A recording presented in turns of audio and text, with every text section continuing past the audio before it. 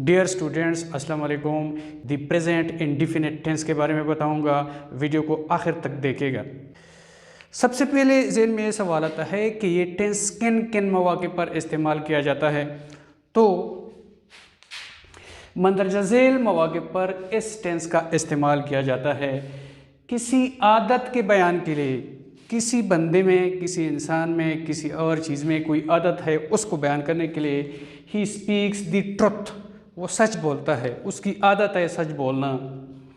किसी सदाकत आमा बयान करने के लिए, किसी ऐसी सदाकत को बयान करने के लिए जो कि आम हो, हर जगह हो और हर कोई मानता हो कि ये बात सच है। Birds of a feather fly together, कुदरत के किसी कानून के लिए, कुदरत ने कोई कानून बनाया हुआ है और वो उसी तरह हो रहा है, जैसे the sun rises in the east. किसी रस्म और रिवाज के बयान के लिए, किसी कौम का, किसी इलाके का, किसी मज़हब के मानने वालों का कोई रस्म और रिवाज है, उसको बयान करने के लिए, for example the Muslims embrace one another on the Eid day. माजी का कोई वाक़या बयान करने के लिए बशर्ते कि ये बात वाज़े हो कि वाक़या माजी का है, जैसे कि बाबर नाउ लीड्स, बाबर तो पहले का गुजर चुका है और ये बात वाज़े है कि अगर बाबर की बात हो रही है तो ये वाक़या माजी का है। लीड्स मकसद है कि दिन लेड, उस टाइम जब बाबर था तो ही लेड। एंड एंटर्स, एंटर्स का मकसद ये है कि एंटर्ड, उस टाइम ही entered the plains of India. इस किस्म के प्रेजेंट टेंस को हिस्टोरिक प्रेजेंट या ग्राफिक प्रेजेंट भी कहा जाता है। मुस्तकबिल के किसी काम का जिक्र करने के लिए बशर्ते के सियाक व सबाक से बात वाज़े हो कि ये बात मुस्तकबिल की हो रही है। फॉर एग्ज़ाम्पल आप किसी से पूछ रहे हैं कि when do you leave for Karachi, आप कराची कब निकलने वाले हैं। मकसद है कि फ्यूचर अभी काम हुआ नहीं है, हो भी नहीं रहा, बल्कि होने वाला है। इस किस्म का कोई वाक़या भी बयान करने के लिए ये टेंस इस्तेमाल किया जा सकता है, द प्रेजेंट इंडिफिनिट टेंस। अगर ये पहली चार बातें जो हैं, अगर इनको हम इकट्ठा करें तो ये सब रूटीन के काम है जो रूटीन से होते रहते हैं। मकसद है कि फ़िलहाल मतलब या द प्रेजेंट इंडिफिनिट टेंस का इस्तेमाल जो काम और रूटीन से या रोज़मर्रा के बुनियाद पर होते रहते हैं उनके लिए ये द प्रेजेंट इंडिफिनिट टेंस इस्तेमाल किया जाता है। ये बात ज़हन में याद रखें कि द प्रेजेंट इंडिफिनिट टेंस से ये पता नहीं चलता कि काम जारी है या काम मुकम्मल हो चुका है। काम जारी है या मुकम्मल हो चुका है ये पता कंटिन्यूस टेंस में, द परफेक्ट टेंस में या द परफेक्ट कंटिन्यूस टेंस में चलता है। इंडिफिनिट टेंस से काम के जारी होने या काम के मुकम्मल होने का कोई पता नहीं चलता।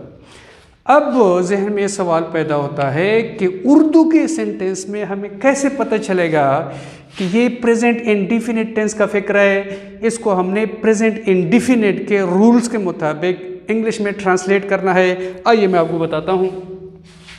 जिस भी फ़िक्रे के आखिर में या ता है या ती है या ते हैं या ती हैं या ता हूँ या ती हूँ या ते हो या ती हो आ जाए तो समझ लो कि ये सेंटेंस प्रेजेंट इंडिफिनिट टेंस का सेंटेंस है।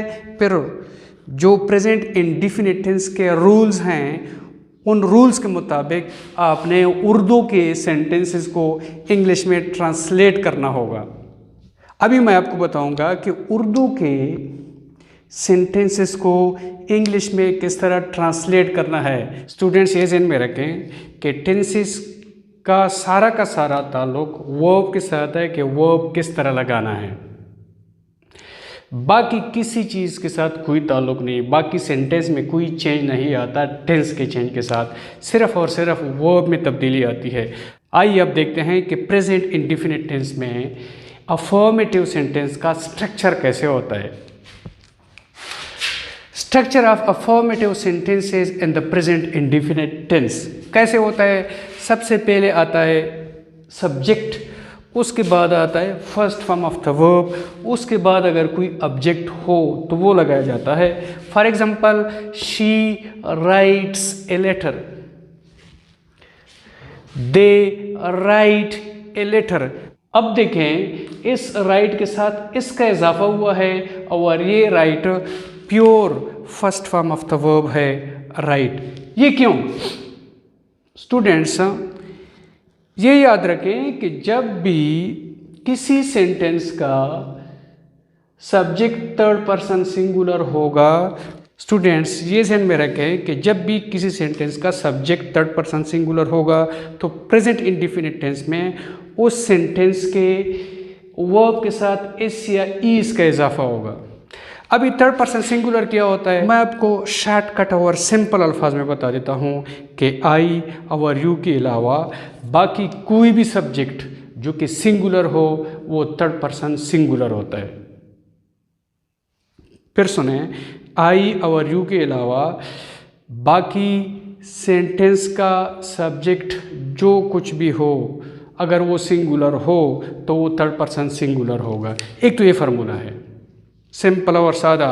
दूसरा फार्मूला ये है कि जिस उर्दू के सेंटेंस में जिस उर्दू के जुमले के आखिर में है आ जाए तो समझ लो कि इस सेंटेंस में जो सब्जेक्ट है जो फाइल है वो सिंगुलर है और वो इंग्लिश में भी सिंगुलर होगा।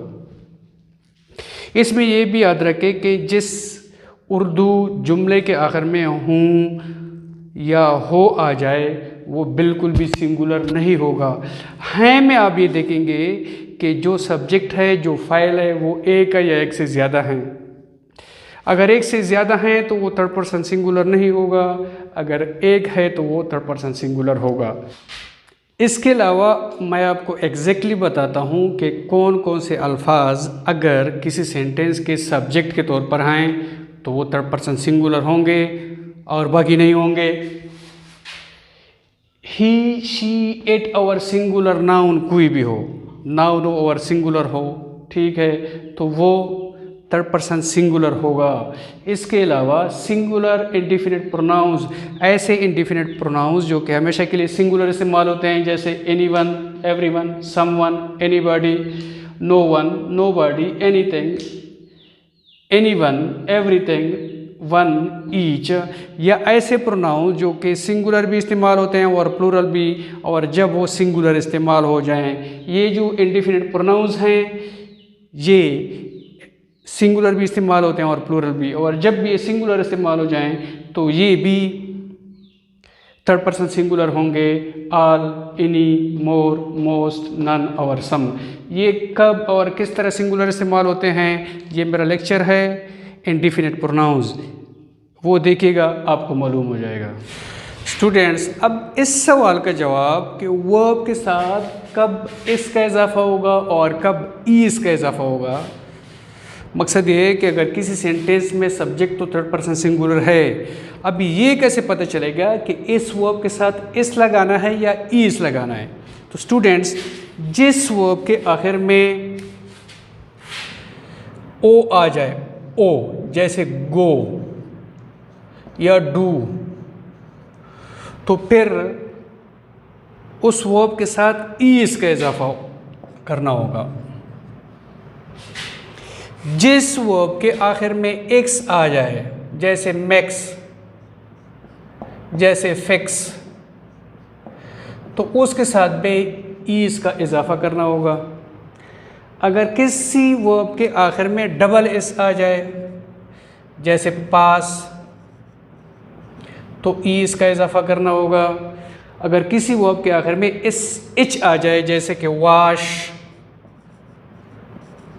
तो ईज का इजाफा करना होगा। या अगर किसी वर्ब के आखिर में सी एच आ जाए जैसे कि कैच,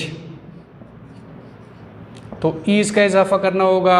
अगर किसी वर्ब के आखिर में या ओ ना हो या एक्स ना हो या डबल एस ना हो या एस एच ना हो या सी एच ना हो, तो उस वर्ब के आखिर में सिर्फ और सिर्फ इसका इजाफा करना होगा। आइए अब इन बताए गए असूलों के मुताबिक ये सेंटेंसेस अंग्रेज़ी में ट्रांसलेट करते हैं। जमील क्रिकेट खेलता है, सबसे पहले आप ये देखेंगे कि जमील थर्ड पर्सन सिंगुलर है कि नहीं है। जमील आई भी नहीं है, यू भी नहीं है, और एक भी है, सिंगुलर भी है, therefore it is third person singular. और दूसरी बात, सेंटेंस के आखिर में है आया हुआ है उर्दू में, तो it is definitely third person singular. अब क्या करना होगा कि वर्ब के साथ इस या इज लगाना होगा। Jamil plays cricket. अब ये डिसाइड करना कि इस लगाना है कि ईज लगाना है। जैसे कि आपको बताया था कि अगर वर्ब के आखिर में ओ आ जाए, एक्स आ जाए, डबल एस आ जाए, एस एच आ जाए या सी एच आ जाए तो ई एस लगाना है, अदरवाइज एस लगाना है। तो इधर हमने प्ले के साथ इस लगा दिया। Jamila place cricket. अभी जमीला भी देखें एक ही है, आई भी नहीं है, यू भी नहीं है, तो इसलिए थर्ड पर्सन सिंगुलर है। और इस सेंटेंस में जो वर्ब आएगा उसके साथ हम इससे ईज लगाएंगे। ये भी प्ले है तो इसके साथ हमने सिर्फ इस लगा दिया, क्योंकि आखिर में ना ओ है, ना एक्स है, ना डबल एस है, ना सी एच है, ना एस एच है। अभी Rashid and Hamid go to school daily. ये देख लें, ये राशिद एंड हामिद एक बंदा नहीं है, दो बंदे हैं, दो, इसलिए ये प्लूरल सब्जेक्ट है, ये सिंगुलर सब्जेक्ट नहीं है, तो इसलिए हमने गो के साथ ई एस नहीं लगाया, सिर्फ सिंपल गो लगा दिया। इधर भी आप देख सकते हैं कि हैं आया हुआ है। हमारी उस्तानियाँ एक से ज़्यादा हैं, हमें शौक़ से पढ़ाती हैं, और टीचर्स टीच अस डिवोटेडली। अभी टीच के साथ अगर इधर कोई थर्ड पर्सन सिंगुलर सब्जेक्ट होता तो हम ई इसका इजाफा करते, मगर इधर थर्ड पर्सन सिंगुलर नहीं है, तो इसलिए हमने सीधा सीधा टीच लगाया हुआ है। इधर देखें, आई speak the truth. I third person singular नहीं है, आई फर्स्ट पर्सन सिंगुलर है, इसलिए हमने स्पीक के साथ एस या ई नहीं लगाया। आई स्पीक द ट्रुथ, मैं सच बोलती हूँ या मैं सच बोलता हूँ। जिस सेंटेंस में, जिस उर्दू सेंटेंस के आखिर में हूँ आ जाए तो उसका सब्जेक्ट थर्ड पर्सन सिंगुलर नहीं होता, या हो आ जाए तो वो सब्जेक्ट भी थर्ड पर्सन सिंगुलर नहीं होता। इसलिए इन सेंटेंसेस में देखें, वर्क के साथ या इस वर्क के साथ या स्पीक के साथ या स्पीक के साथ इससे ये सब नहीं लगाया गया। अब इन सेंटेंसेस को अगर नेगेटिव बनाना हो, नेगेटिव, तो आपको ये पता होगा या होना चाहिए, किसी भी सेंटेंस को नेगेटिव बनाने के लिए आपको ऑक्सिलरी वर्ब की ज़रूरत होती है। तो प्रेजेंट इंडेफिनिट टेंस में नेगेटिव बनाने के लिए, इंटरोगेटिव बनाने के लिए जो ऑक्सिलरी वर्ब इस्तेमाल होता है वो है डू। तो जमील प्लेज क्रिकेट, ये ऐसे हो जाएगा कि Jamil does not play cricket. ये प्ले के साथ जो इस लगा हुआ है वो डू के साथ लग जाएगा, तो वो बन जाएगा डज। फिर प्ले के साथ इस नहीं लगेगा, जैसा कि Jamil does not play cricket.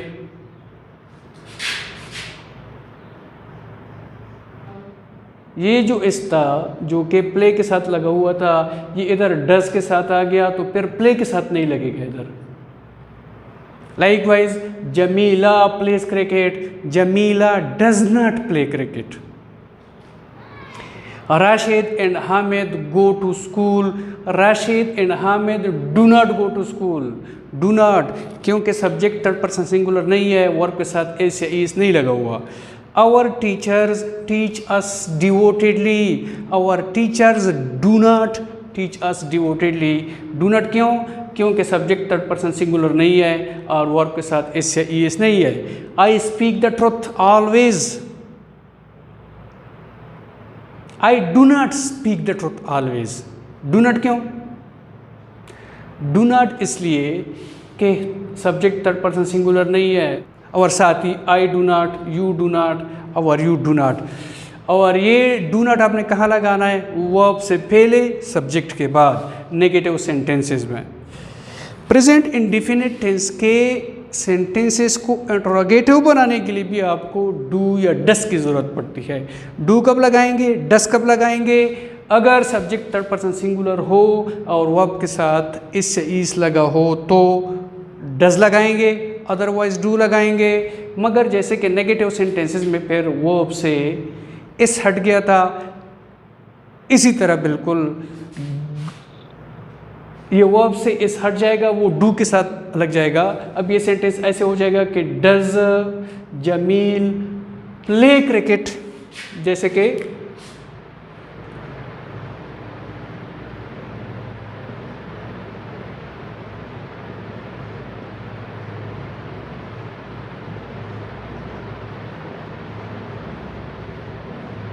और आखिर में सवालिया निशान ना बोलिएगा। सबसे पहले डज, उसके बाद सब्जेक्ट, उसके बाद जो प्रिंसिपल वर्ब है वो। मगर जब डज आ गया तो प्रिंसिपल वर्ब के साथ इस या इस नहीं लगेगा। Likewise Jamila does Jamila play cricket, आखिर में सवालिया निशान। Rashid and Hamid do Rashid and Hamid go to school daily 8 o'clock, do आ जाएगा लास्ट में। ये ऐसे हो जाएगा डज जमीला प्ले क्रिकेट, आखिर में सवालिया निशान। Do Rashid and Hamid go to school, आखिर में सवालिया निशान। डू आवर टीचर्स, ये फिर स्मॉल लेटर्स में हो जाएगा। Do our teachers teachers devotedly, आखिर में सवालिया निशान। Do I speak the truth always, do do do do, आखिर में सवालिया निशान, आखिर में सवालिया निशान, आखिर में सवालिया निशान, आखिर में सवालिया निशान। अभी अगर इन सेंटेंसेस को हमने सवालिया भी बनाना है और नेगेटिव भी बनाना है, फिर क्या करना है? इधर तो ये आ गया डज, डज यहीं पे रहेगा। जमील के बाद मतलब जो सब्जेक्ट है उसके बाद नॉट आ जाएगा। Does Jamil not play cricket, does Jamila not play cricket, सवालिया निशान उसी तरह बरकरार रहेगा। Do Rashid and Hamid not go to school, do our teachers not teach us devotedly, do I not speak the truth always. सवालिया निशान क्योंकि इंटरोगेटिव भी है और नेगेटिव भी है। Do I not speak the truth, do you not, do you not. ये याद रखें कि जब किसी सेंटेंस को सवालिया भी लिखना हो और उसके साथ साथ नेगेटिव भी हो तो ये ब्रिटिश स्टाइल है कि डू फिर सब्जेक्ट फिर नॉट। तो ये ब्रिटिश स्टाइल है कि डज जमील नॉट और फिर verb, do Rashid and Hamid not फिर वर्ब। ये ब्रिटिश स्टाइल है। अमेरिकन में डोंट है सीधा, ये नॉट इधर आ जाता है, डजंट डोंट आ जाता है, फिर बाकी सेंटेंस उसी तरह रहता है, आखिर में सवालिया निशान आ जाता है। स्टूडेंट्स, उम्मीद है कि आपको प्रेजेंट एंड डेफिनेट टेंस की समझ आई होगी। फिर भी अगर आपके जहन में कोई सवाल रह गया है तो आप कमेंट्स बॉक्स में पूछ सकते हैं, इंशाल्लाह मैं जवाब देने की कोशिश करूंगा। इस लेक्चर का टॉपिक है the present continuous tense. Present भी है, कंटिन्यूअस भी है। इस टेंस को उर्दू में फ़ेल हाल जारी कहा जाता है। ये टेंस ऐसे कामों के लिए इस्तेमाल होता है जिनका जिक्र जब हो रहा हो वो उस वक्त जारी हो। उर्दू में पहचान, उर्दू में आप किसी सेंटेंस को, किसी जुमले को किस तरह पहचानेंगे कि ये तो प्रेजेंट कंटिन्यूअस टेंस का जुमला है। इस जुमले को मैंने प्रेजेंट कंटिन्यूअस टेंस के रूल्स के मुताबिक इंग्लिश में ट्रांसलेट करना है। तो उर्दू में जो पहचान है वो ये है कि जुमले के आखिर में रहा है, रही है, रहे हैं, रही हैं, रहा हूँ, रही हूँ, रहे हो, रही हो, ये आएगा।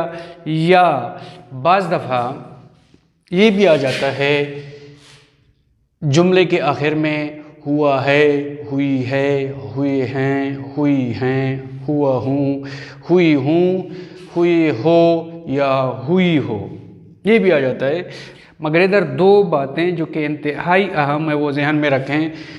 एक तो ये है कि अगर इन जो इलामात हैं उर्दू में प्रेजेंट कंटिन्यूअस टेंस की, अगर इनके साथ टाइम का भी जिक्र हुआ कि इस टाइम से या इतने टाइम से ये काम हो रहा है या ये चीज़ हुई है या हुआ है, तो फिर वो प्रेजेंट कंटिन्यूस टेंस नहीं रहेगा, बल्कि वो प्रेजेंट परफेक्ट कंटिन्यूस टेंस बन जाएगा।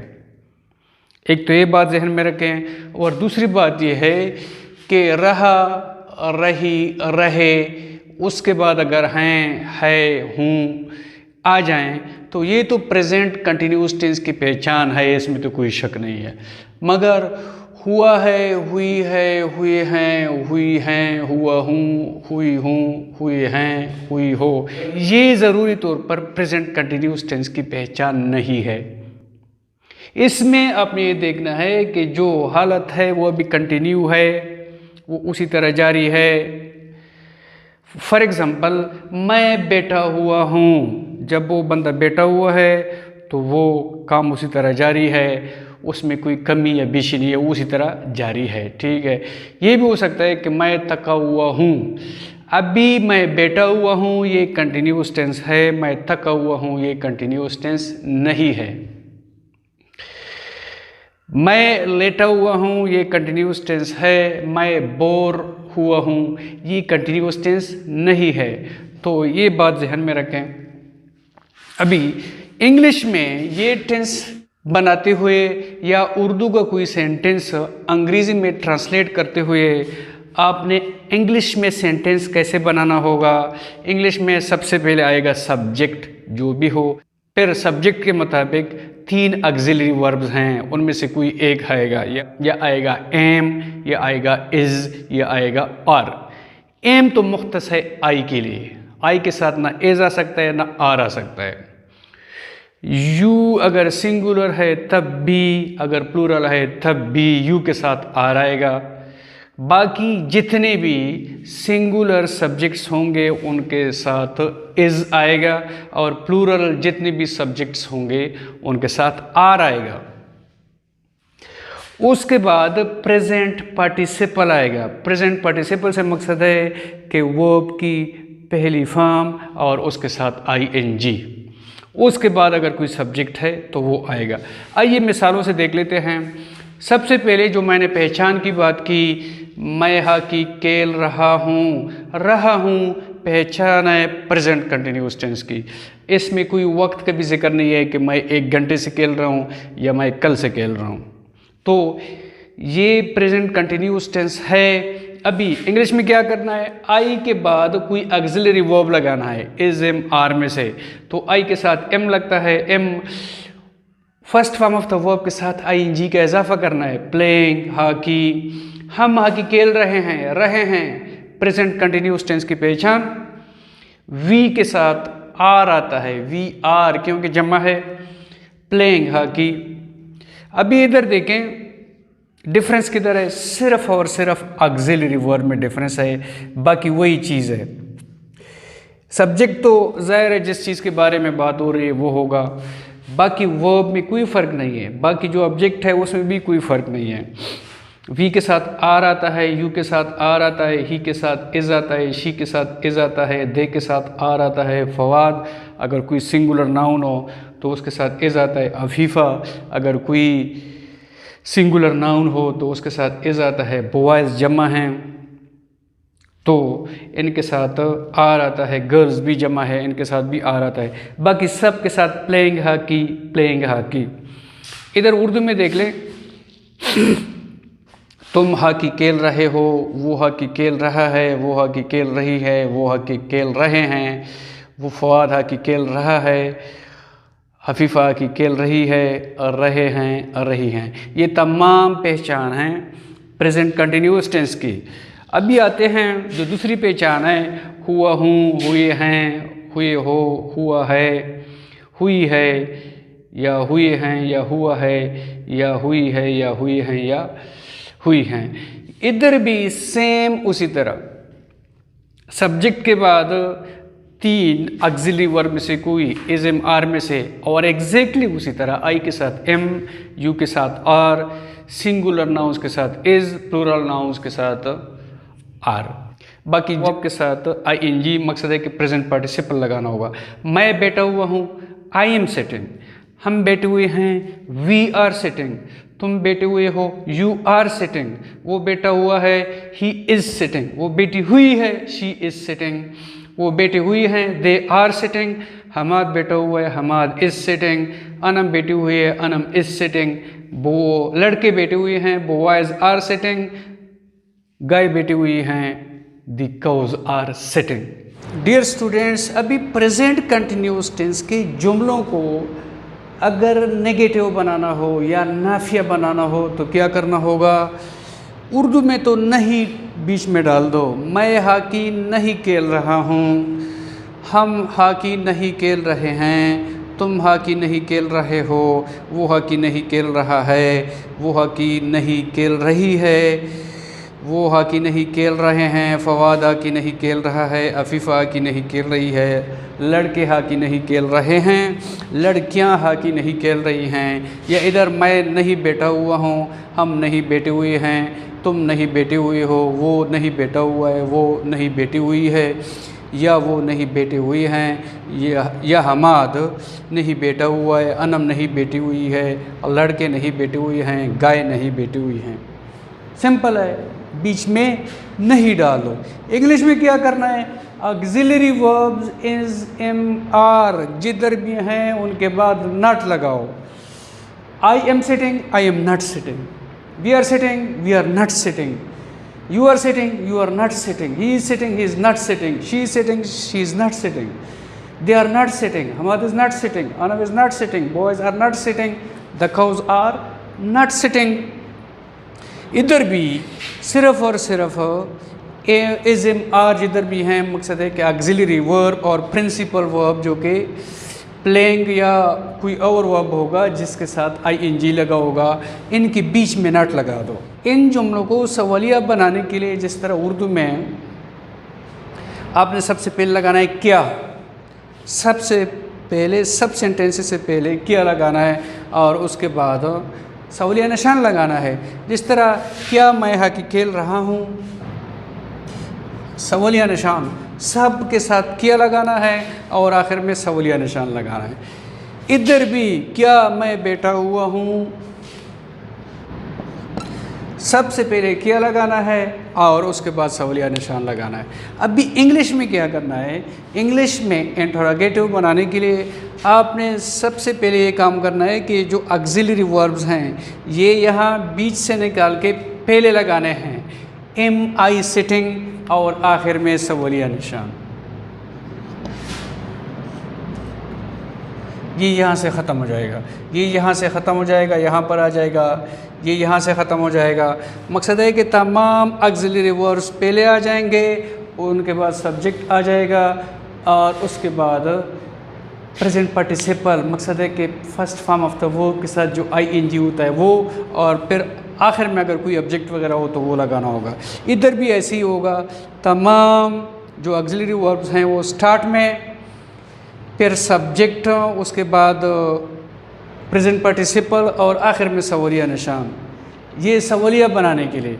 अभी अगर इन सेंटेंसेस को, मकसद है कि अगर प्रेजेंट कंटिन्यूस टेंस की सेंटेंसेस को आपने इंटरोगेटिव भी बनाना है और नेगेटिव भी बनाना है तो आपने क्या करना है कि ऑक्सिलरी वर्ब जिस तरह के क्वेश्चन सेंटेंसेस में या सवालिया जुमलों में पहले आते हैं वो आप पहले लगा लेंगे, उनके बाद सब्जेक्ट, उनके बाद नॉट, ये लगा देंगे। For example, am I not sitting,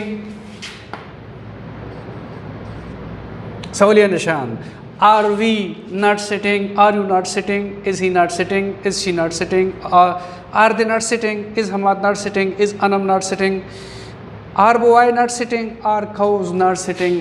और इसी तरह क्या मैं खेल रहा हूँ, एम आई प्लेइंग, सवालिया निशान।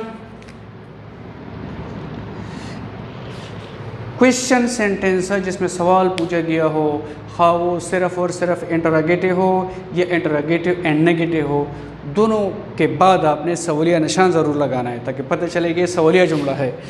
M I not playing hockey, are we not playing hockey, are you not playing hockey, is he not playing hockey. Is she not playing hockey? Are they not playing hockey? Is Fawad not playing hockey? Is Afifa not playing hockey?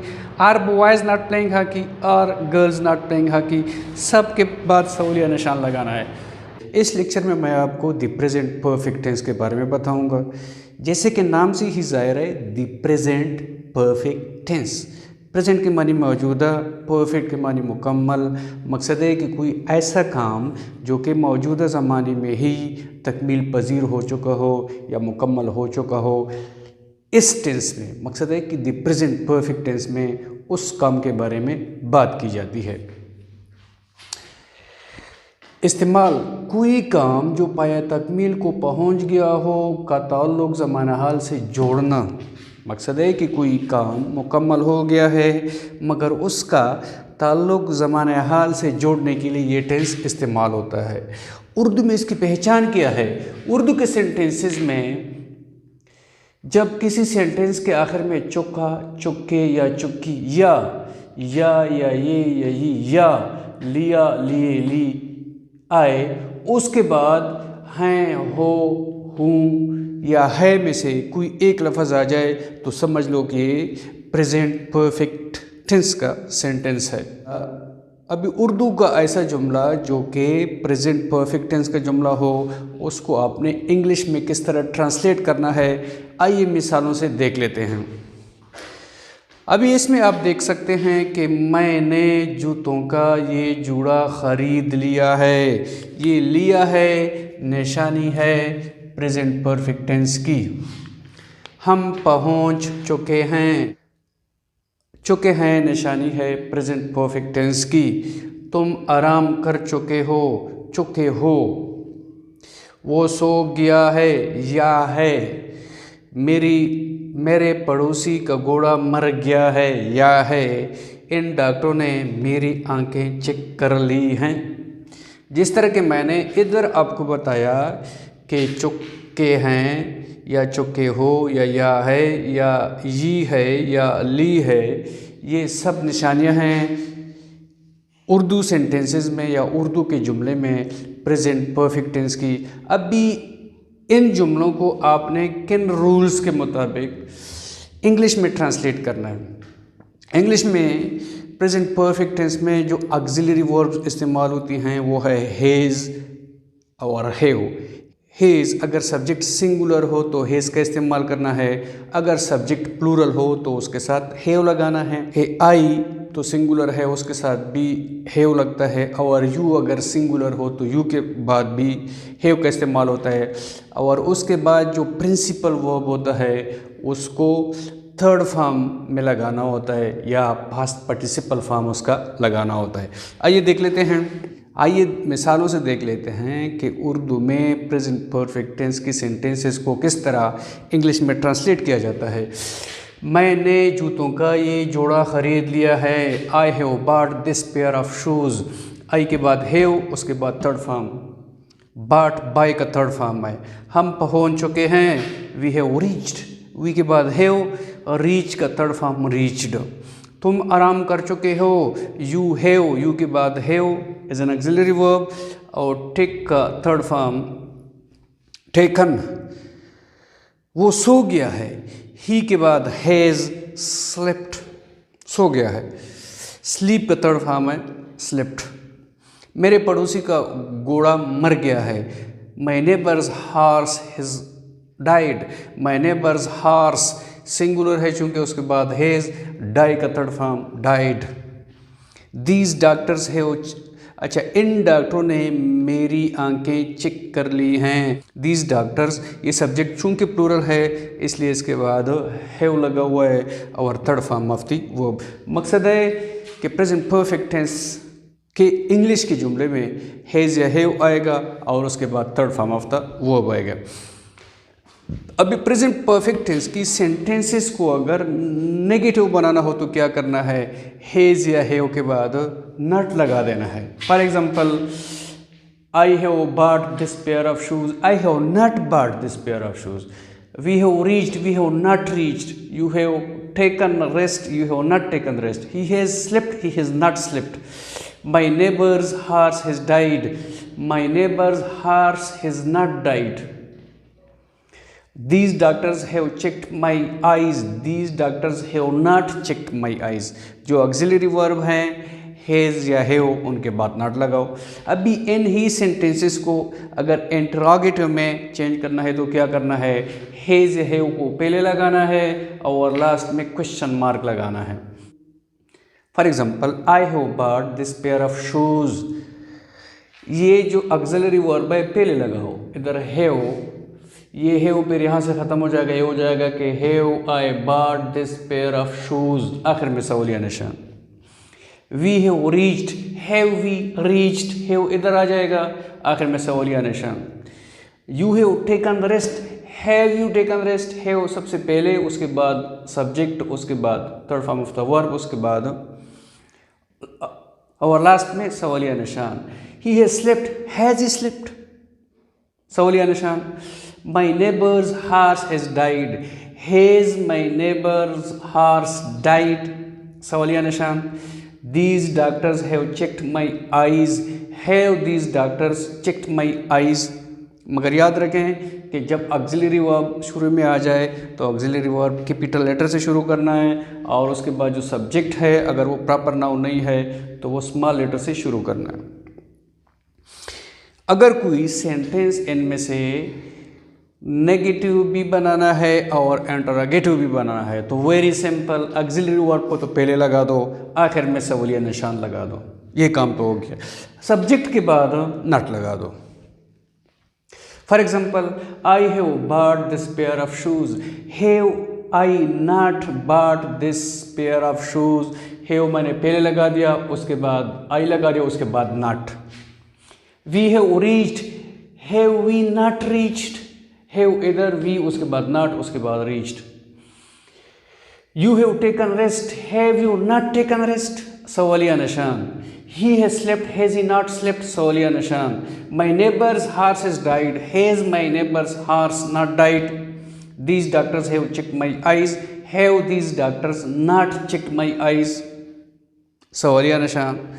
Students, चूंकि simple था, उम्मीद है आपको समझ आई होगी। इस lecture का topic है the present perfect continuous tense. जैसे कि नाम से जाहिर है, द प्रेजेंट परफेक्ट कंटिन्यूअस, मकसद है कि ये ऐसे कामों के लिए इस्तेमाल होता है जिनका ताल्लुक मौजूदा ज़माने से भी हो और उनका कुछ हिस्सा तकमील शुदा भी हो, मुकम्मल भी हो और वो काम अब तक जारी भी हो। इस्तेमाल, ये टेंस ऐसे कामों के लिए इस्तेमाल होता है जो ज़माना माजी में शुरू होकर अब तक जारी हों। उर्दू में पहचान, जिस तरह कि मैंने द प्रेजेंट कंटिन्यूअस टेंस में आपको बताया था कि द प्रेजेंट कंटिन्यूअस टेंस की निशानी ये है कि जुमले के आखिर में रहा है, रही है, रहे हैं, रही हैं, रहा हूँ, रही हूँ, रहे हो, रही हो, बिल्कुल वही पहचान the present perfect continuous tense की भी है। मगर प्रेजेंट कंटिन्यूअस टेंस के साथ मुकर्रर वक्त या मुकर्ररा मदद का जिक्र नहीं होता था। The present perfect continuous tense में मुकर्रर वक्त या मुकर्ररा मदद का जिक्र भी होता है। या हुआ है, हुई है, हुए हैं, हुई हैं, हुआ हूँ, हुई हूँ, हुए हो, हुए हो, ये भी द प्रेजेंट कंटिन्यूअस टेंस की निशानियां हैं। मगर द प्रेजेंट कंटिन्यूअस टेंस के साथ मुकर्रर वक्त या मुकर्रर मद्दत का जिक्र नहीं था। द प्रेजेंट परफेक्ट कंटिन्यूअस के सेंटेंसेस या जुमलों के साथ ये इलामात होने के साथ साथ मुकर्रर वक्त या मुकर्रर मदद का जिक्र भी होता है। मुकर्रर वक्त को इंग्लिश में क्या कहते हैं? The point of time. मुकर्रर मदद को इंग्लिश में क्या कहते हैं? Period of time. थोड़ी सी एक्सप्लेनेशन कि मुकर्रर वक्त क्या है, मुकर्रर मदद क्या है। मुकर्रर वक्त का मकसद ये है कि जिस टाइम से काम शुरू हुआ है उस टाइम का नाम लिया जाए, उसको काउंट न किया जाए कि कितना टाइम हुआ। फॉर एग्ज़ाम्पल 2 बजे से कोई काम शुरू हुआ है, आप कहते हैं कि सिंस 2 o'clock। अब गिनती नहीं है कि अभी 6 बज गए हैं तो 2 से 3 तक 1 घंटा, फिर 2 घंटे, फिर 3 घंटे, फिर 4 घंटे हो गए। या सालों में भी या मिनटों में भी जब आप काउंट कर लेते हैं वक्त को कि कितने दिन हो गए, कितने मिनट हो गए, कितने साल हो गए, कितनी सदियाँ हो गई, कितने सेकंड हो गए, तो ये होगा मुकर्रर मद्दत। जब आप काउंट नहीं करते बल्कि उस टाइम का नाम ले लेते हैं जिस टाइम से काम शुरू हुआ था, तो वो होगा पॉइंट ऑफ टाइम। अभी देखते हैं कि इंग्लिश में ट्रांसलेट करने का तरीका क्या है। अफर्मेटिव सेंटेंसेस में सबसे पहले आता है सब्जेक्ट, उसके बाद हैव बीन या हैज़ बीन आता है, उसके बाद आता है पास्ट पार्टिसिपल, मकसद है कि third form of the verb, उसके बाद सेंस आता है या फार आता है। अभी ज़्यादातर कन्फ्यूजन ये होती है कि टाइम से पहले सेंस लगाना है कि फार लगाना है, मुकर्रर वक्त से पहले सेंस लगाना है, मुकर्रर मदद से पहले फार लगाना है। मकसद है कि अगर टाइम काउंट हुआ हो कि कितने घंटे हो गए, कितने महीने हो गए, कितने हफ्ते हो गए, कितने दिन हो गए, कितने साल हो गए, कितनी सदियाँ हो गई, या कोई और टाइम हो वो कितने हो गए, तो तब होगा फार।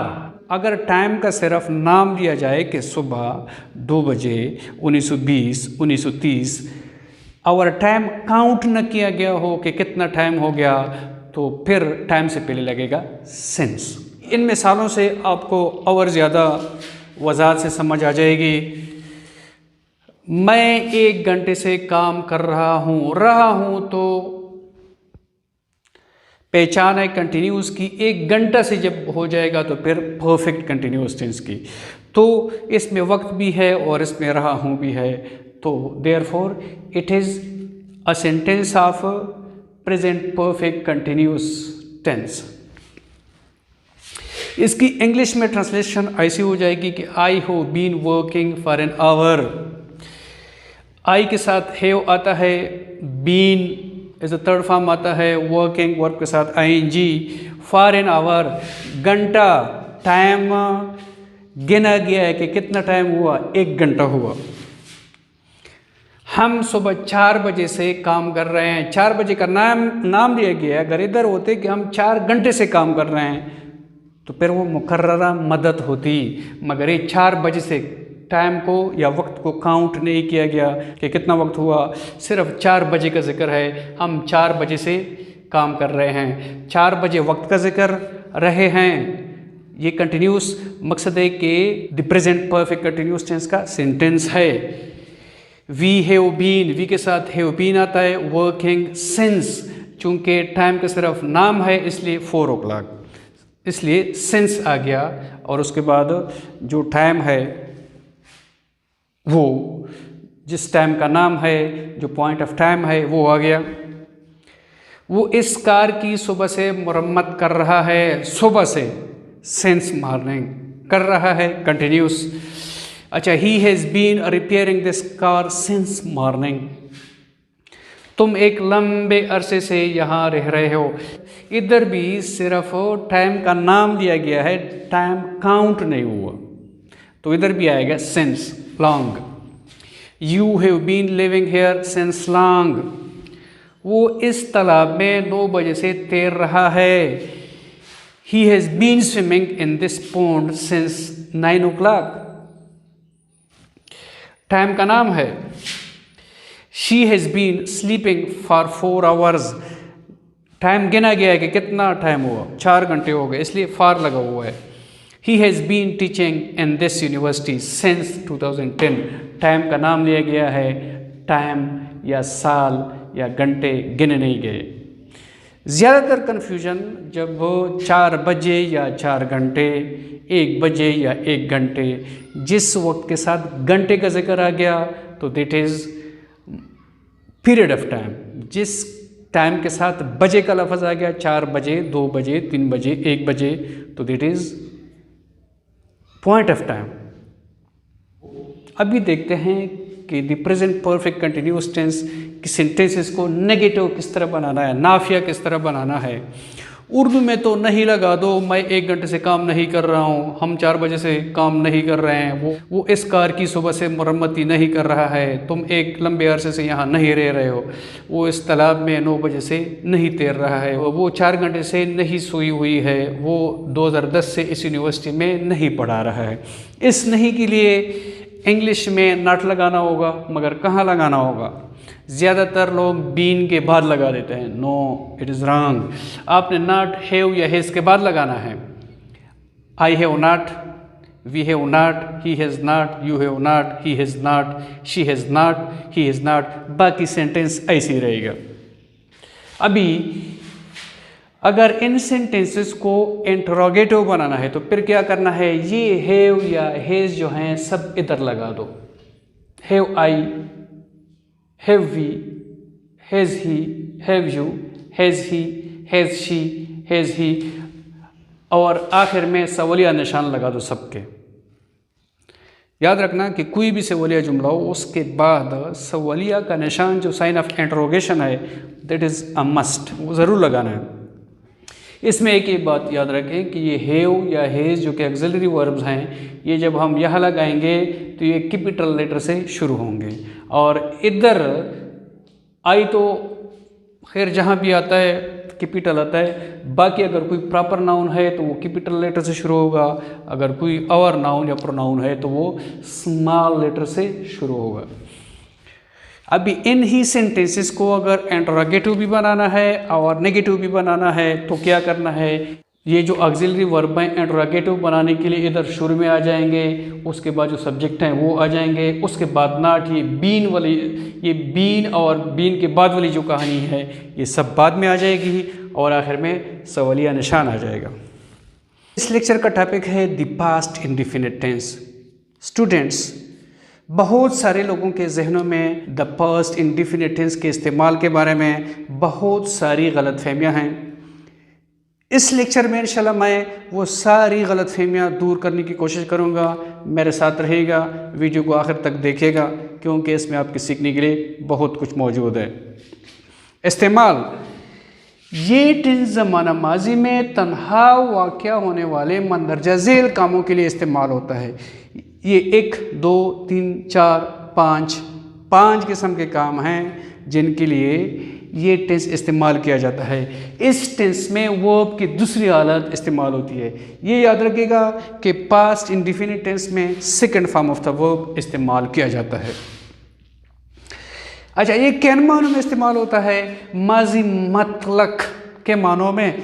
अक्सर लोग ये सोचते हैं कि द पास्ट इंडेफिनिट को चूंकि उर्दू में माजी मतलक कहा जाता है तो ये सिर्फ़ और सिर्फ माजी मतलक के मानों में इस्तेमाल किया जाता है, मगर ऐसा बिल्कुल भी नहीं है। ये माजी मतलक के मानों में भी इस्तेमाल किया जाता है और बाकी मानों में भी इस्तेमाल किया जाता है।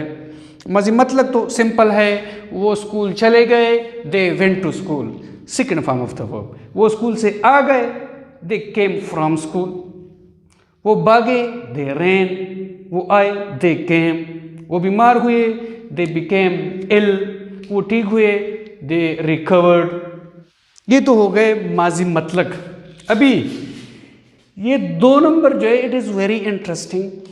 माजी करीब के मानों में गौर से सुनिएगा, ये जो पास्ट इंडेफिनिट टेंस है ये माजी करीब के मानों में भी इस्तेमाल किया जाता है, मगर कैसे? जब किसी माजी करीब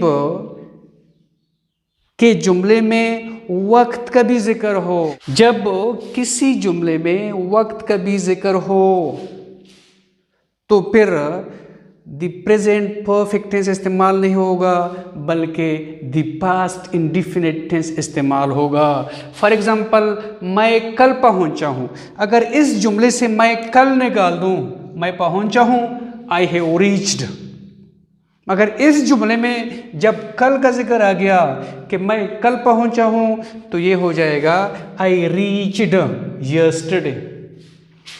मैंने मैट्रिक पास किया है, आई हैव पास्ड मैट्रिकुलेशन। मैंने 2010 में मैट्रिक पास किया है, आई पास्ड द मैट्रिकुलेशन इन 2010। बारिश हुई है, इट हैज रेन्ड। बारिश 10 बजे हुई है, इट रेन्ड एट 10 o'clock। मकसद है कि कोई भी माजी करीब का जुमला जब उसमें टाइम का भी जिक्र हो जाए कि इस टाइम, तो then you will use the past indefinite tense. इसमें एक अहम नुक्ता और भी है, वो भी याद रखें। तीसरी, माजी बईद के मानों में ये याद रखें कि माजी बईद का कोई जुमला जिसमें सिर्फ एक ही काम का जिक्र हो तो उसके लिए द पास्ट परफेक्ट टेंस इस्तेमाल नहीं होगा, बल्कि द पास्ट इंडिफिनिट टेंस का इस्तेमाल होगा। ये बात एक मरतबा और सुन लें। माजी बईद के मानों में कोई भी माजी बईद का जुमला जिसमें सिर्फ एक ही काम का जिक्र हो तो उसके लिए कभी भी द पास्ट परफेक्ट टेंस इस्तेमाल नहीं किया जा सकता, उसके लिए द पास्ट इंडिफिनिट टेंस का इस्तेमाल होगा। फॉर एग्जांपल, तुमने मेरी मदद की थी, ये उर्दू में द पास्ट परफेक्ट टेंस का जुमला है, मगर इंग्लिश में you helped me, the past indefinite tense. माजी इस्तिमरारी के मानों में, माजी इस्तिमरारी ऐसे काम को कहा जाता है जो कि माजी में बार बार वाक़ू पजीर हुआ हो। फॉर एग्ज़ाम्पल, हम बचपन में तालाबों में तैरा करते थे। मकसद है कि जब हम बच्चे थे तो तालाबों में जाते थे और वहाँ पर तैरते थे। ये काम बार बार होता था। तो उर्दू में ऐसे काम के लिए माजी इस्तिमरारी का सीगा इस्तेमाल होता है। मगर इंग्लिश में we swim in ponds in childhood, the past indefinite tense. माजी की किसी आदत के बयान के लिए वो 5 वक्त नमाज पढ़ती थी। She prayed 5 times a day। ये दो जो लास्ट वाले एग्जाम्पल्स हैं, ये वाले माजी इस्तिमरारी और माजी की किसी आदत, इनको आप द पास्ट रिकरिंग टेंस में भी ट्रांसलेट कर सकते हैं अगर आप बिल्कुल ये वाज़ेह करना चाहते हैं कारी के ऊपर कि ये काम बार बार हुआ करता था। फिर माजी इस्तिमरारी कैसे होगा? वो होगा यूज्ड और उसके बाद इन्फिनिटिव। फॉर एग्जांपल, हम बचपन में तालाबों में तैरा करते थे। We used to swim in ponds in childhood. ये ऐसे हो जाएगा। ये वो 5 वक्त नमाज पढ़ती थी। She used to pray 5 times a day। Use का चूंकि सेकेंड फॉर्म इस्तेमाल हो गया यूज्ड, इसलिए फिर प्रे का सेकेंड फॉर्म इस्तेमाल नहीं होगा। डियर स्टूडेंट्स, इस टेंस के जुमलों को नेगेटिव या इंटरोगेटिव बनाने के लिए डिड, डियर स्टूडेंट्स, इस टेंस के जुमलों को नेगेटिव या इंटरोगेटिव बनाने के लिए डिड का इस्तेमाल किया जाता है। डिड डू का सेकेंड फॉर्म है। चूंकि डू का सेकेंड फॉर्म एक मरतबा डिड डू का सेकेंड फॉर्म है, चूंकि डू का सेकेंड फॉर्म लग जाता है पास्ट टेंस के नेगेटिव और इंटरोगेटिव सेंटेंसेस में, इसलिए जो प्रिंसिपल वर्ब है उसका फिर सेकेंड फॉर्म नहीं इस्तेमाल होता, बल्कि उसका फर्स्ट फॉर्म इस्तेमाल किया जाता है। आइए देखते हैं किस तरह। फॉर एग्जांपल, ये अफर्मेटिव सेंटेंस है, शी वेंट टू स्कूल। ये वेंट गो का सेकेंड फॉर्म है। अभी नेगेटिव में चूंकि डिड आ गया जो कि डू का सेकेंड फॉर्म है, शी डिड नॉट गो, फिर वेंट नहीं आएगा कि she did not went to school, ये हो जाएगा कि she did not go to school. Interrogative में भी सवालिया बनाने के लिए भी डिड इस्तेमाल होगा। चूंकि डिड इस्तेमाल हो जाता है इसलिए फिर गो या अगर कोई और वर्ब हो तो उसका सेकेंड फॉर्म इस्तेमाल नहीं होगा। ये हो जाएगा did she go to school. आखिर में सवालिया निशान। आई सोल्ड माई कव यस्टरडे। सोल्ड सेकेंड फॉर्म है सिल का। आई डिड नॉट सिल माई कव यस्टरडे। चूंकि डिड आ गया जो कि डू का सेकेंड फॉर्म है, इसलिए फिर सिल का सेकेंड फॉर्म नहीं आएगा, जो कि सोल्ड है, बल्कि हो जाएगा I did not sell my cow yesterday, did I sell my cow yesterday. इधर भी सोल्ड नहीं आएगा चूंकि डिड ऑलरेडी आ गया, जो कि डू का सेकंड फॉर्म है। You help me, you did not help me, first form. Did you help me, first form. क्यों? क्योंकि डिड आ गया है, जो कि डू का सेकंड फॉर्म है। We went to school on foot every day, we did not go to school on foot every day. Did आ गया इसलिए फिर वेंट नहीं आएगा, बल्कि फर्स्ट फॉर्म आएगा go. Did we go to school on foot every day. Interrogative sentences में भी चूंकि डिड आ जाता है इसलिए फिर प्रिंसिपल वर्ब का सेकंड फॉर्म नहीं आएगा। She prayed 5 times a day, she prayed second form है, 5 times a day। Did she pray 5 times a day, डिड आ गया फिर इसलिए प्रे का सेकंड फॉर्म नहीं आएगा, प्रे का फर्स्ट फॉर्म आ गया। Did she pray 5 times a day। इधर भी चूंकि डिड आ गया फिर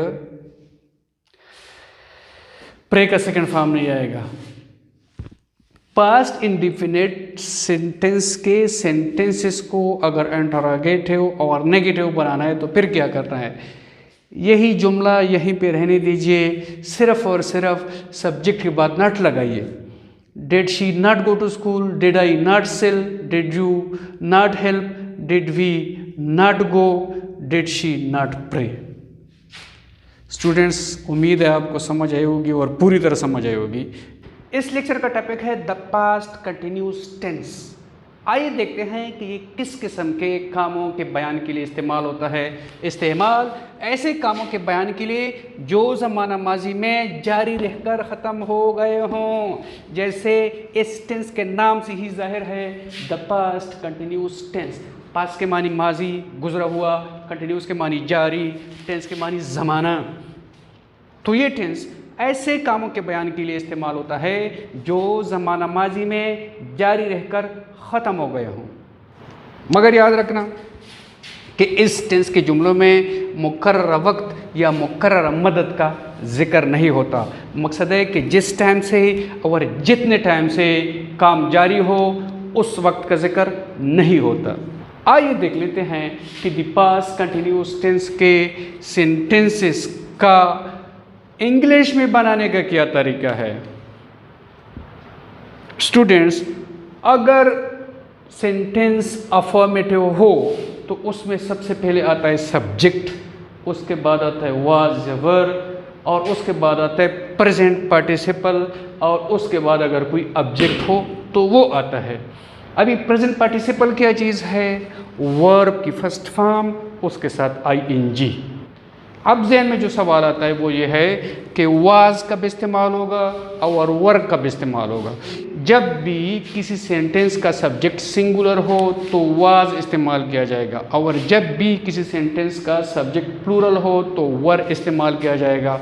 मगर सिर्फ और सिर्फ एक एक्सेप्शन है और वो है यू। यू अगर सिंगुलर है तब भी इसके साथ वर्ब इस्तेमाल किया जाएगा, अगर प्लूरल है तब भी इसके साथ वर्ब इस्तेमाल किया जाएगा। स्टूडेंट्स, आइए देख लेते हैं कि द पास्ट कंटिन्यूस टेंस की उर्दू में पहचान क्या है और फिर द पास्ट कंटिन्यूस टेंस के जुमलों को इंग्लिश में किस तरह ट्रांसलेट करना है। मैं खेल रहा था, ये रहा था पहचान है द पास्ट कंटिन्यूस टेंस की। आई वॉज प्लेइंग, वाज उसके बाद प्रेजेंट पार्टिसिपल। हम पढ़ रहे थे, वी वर स्टडीइंग। रहे थे पास्ट कंटिन्यूस टेंस की पहचान है, वी के बाद वर और स्टडी जो कि first form of the verb है उसके साथ ING, ये पहचान है पास्ट कंटिन्यूस टेंस की इंग्लिश में।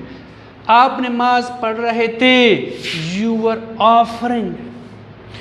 वर और ऑफरिंग पहचान है पास्ट कंटिन्यूस टेंस की इंग्लिश के सेंटेंस में। आप नमाज पढ़ रहे थे पहचान है उर्दू के जुमले में पास्ट कंटिन्यूस टेंस की।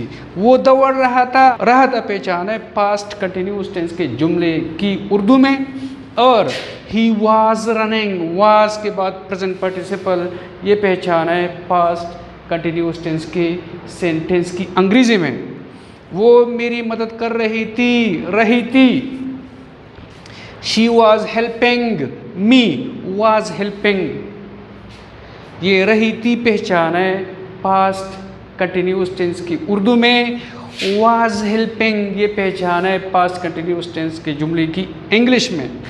वो आराम कर रहे थे पास्ट कंटिन्यूस टेंस की पहचान है उर्दू में।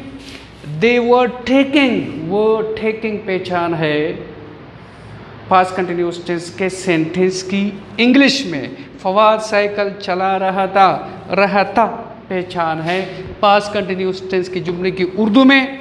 Fawad was cycling, was and present participle is the recognition of past continuous tense in English sentence. बच्चे शोर मचा रहे थे से हम पहचान रहे हैं कि ये जुमला द पास्ट कंटिन्यूस टेंस का है। Making, children were making a noise, making ये पहचान है द पास्ट कंटिन्यूस टेंस की इंग्लिश के सेंटेंस में। Students, the past continuous tense के जुमलों को नेगेटिव में किस तरह तब्दील करना है, किस तरह चेंज करना है, बहुत ही सिंपल तरीका है। वाज या वर के बाद नट लगाओ तो द पास्ट कंटिन्यूस टेंस का जुमला अफॉर्मेटिव से नेगेटिव में तब्दील हो जाएगा। For example, I was playing, I was not playing. We were studying, we were not studying. You were offering your prayer, you were not offering your prayer. He was running, he was not running. She was helping me, she was not helping me. They were taking rest, they were not taking rest. Fawad was cycling, Fawad was not cycling.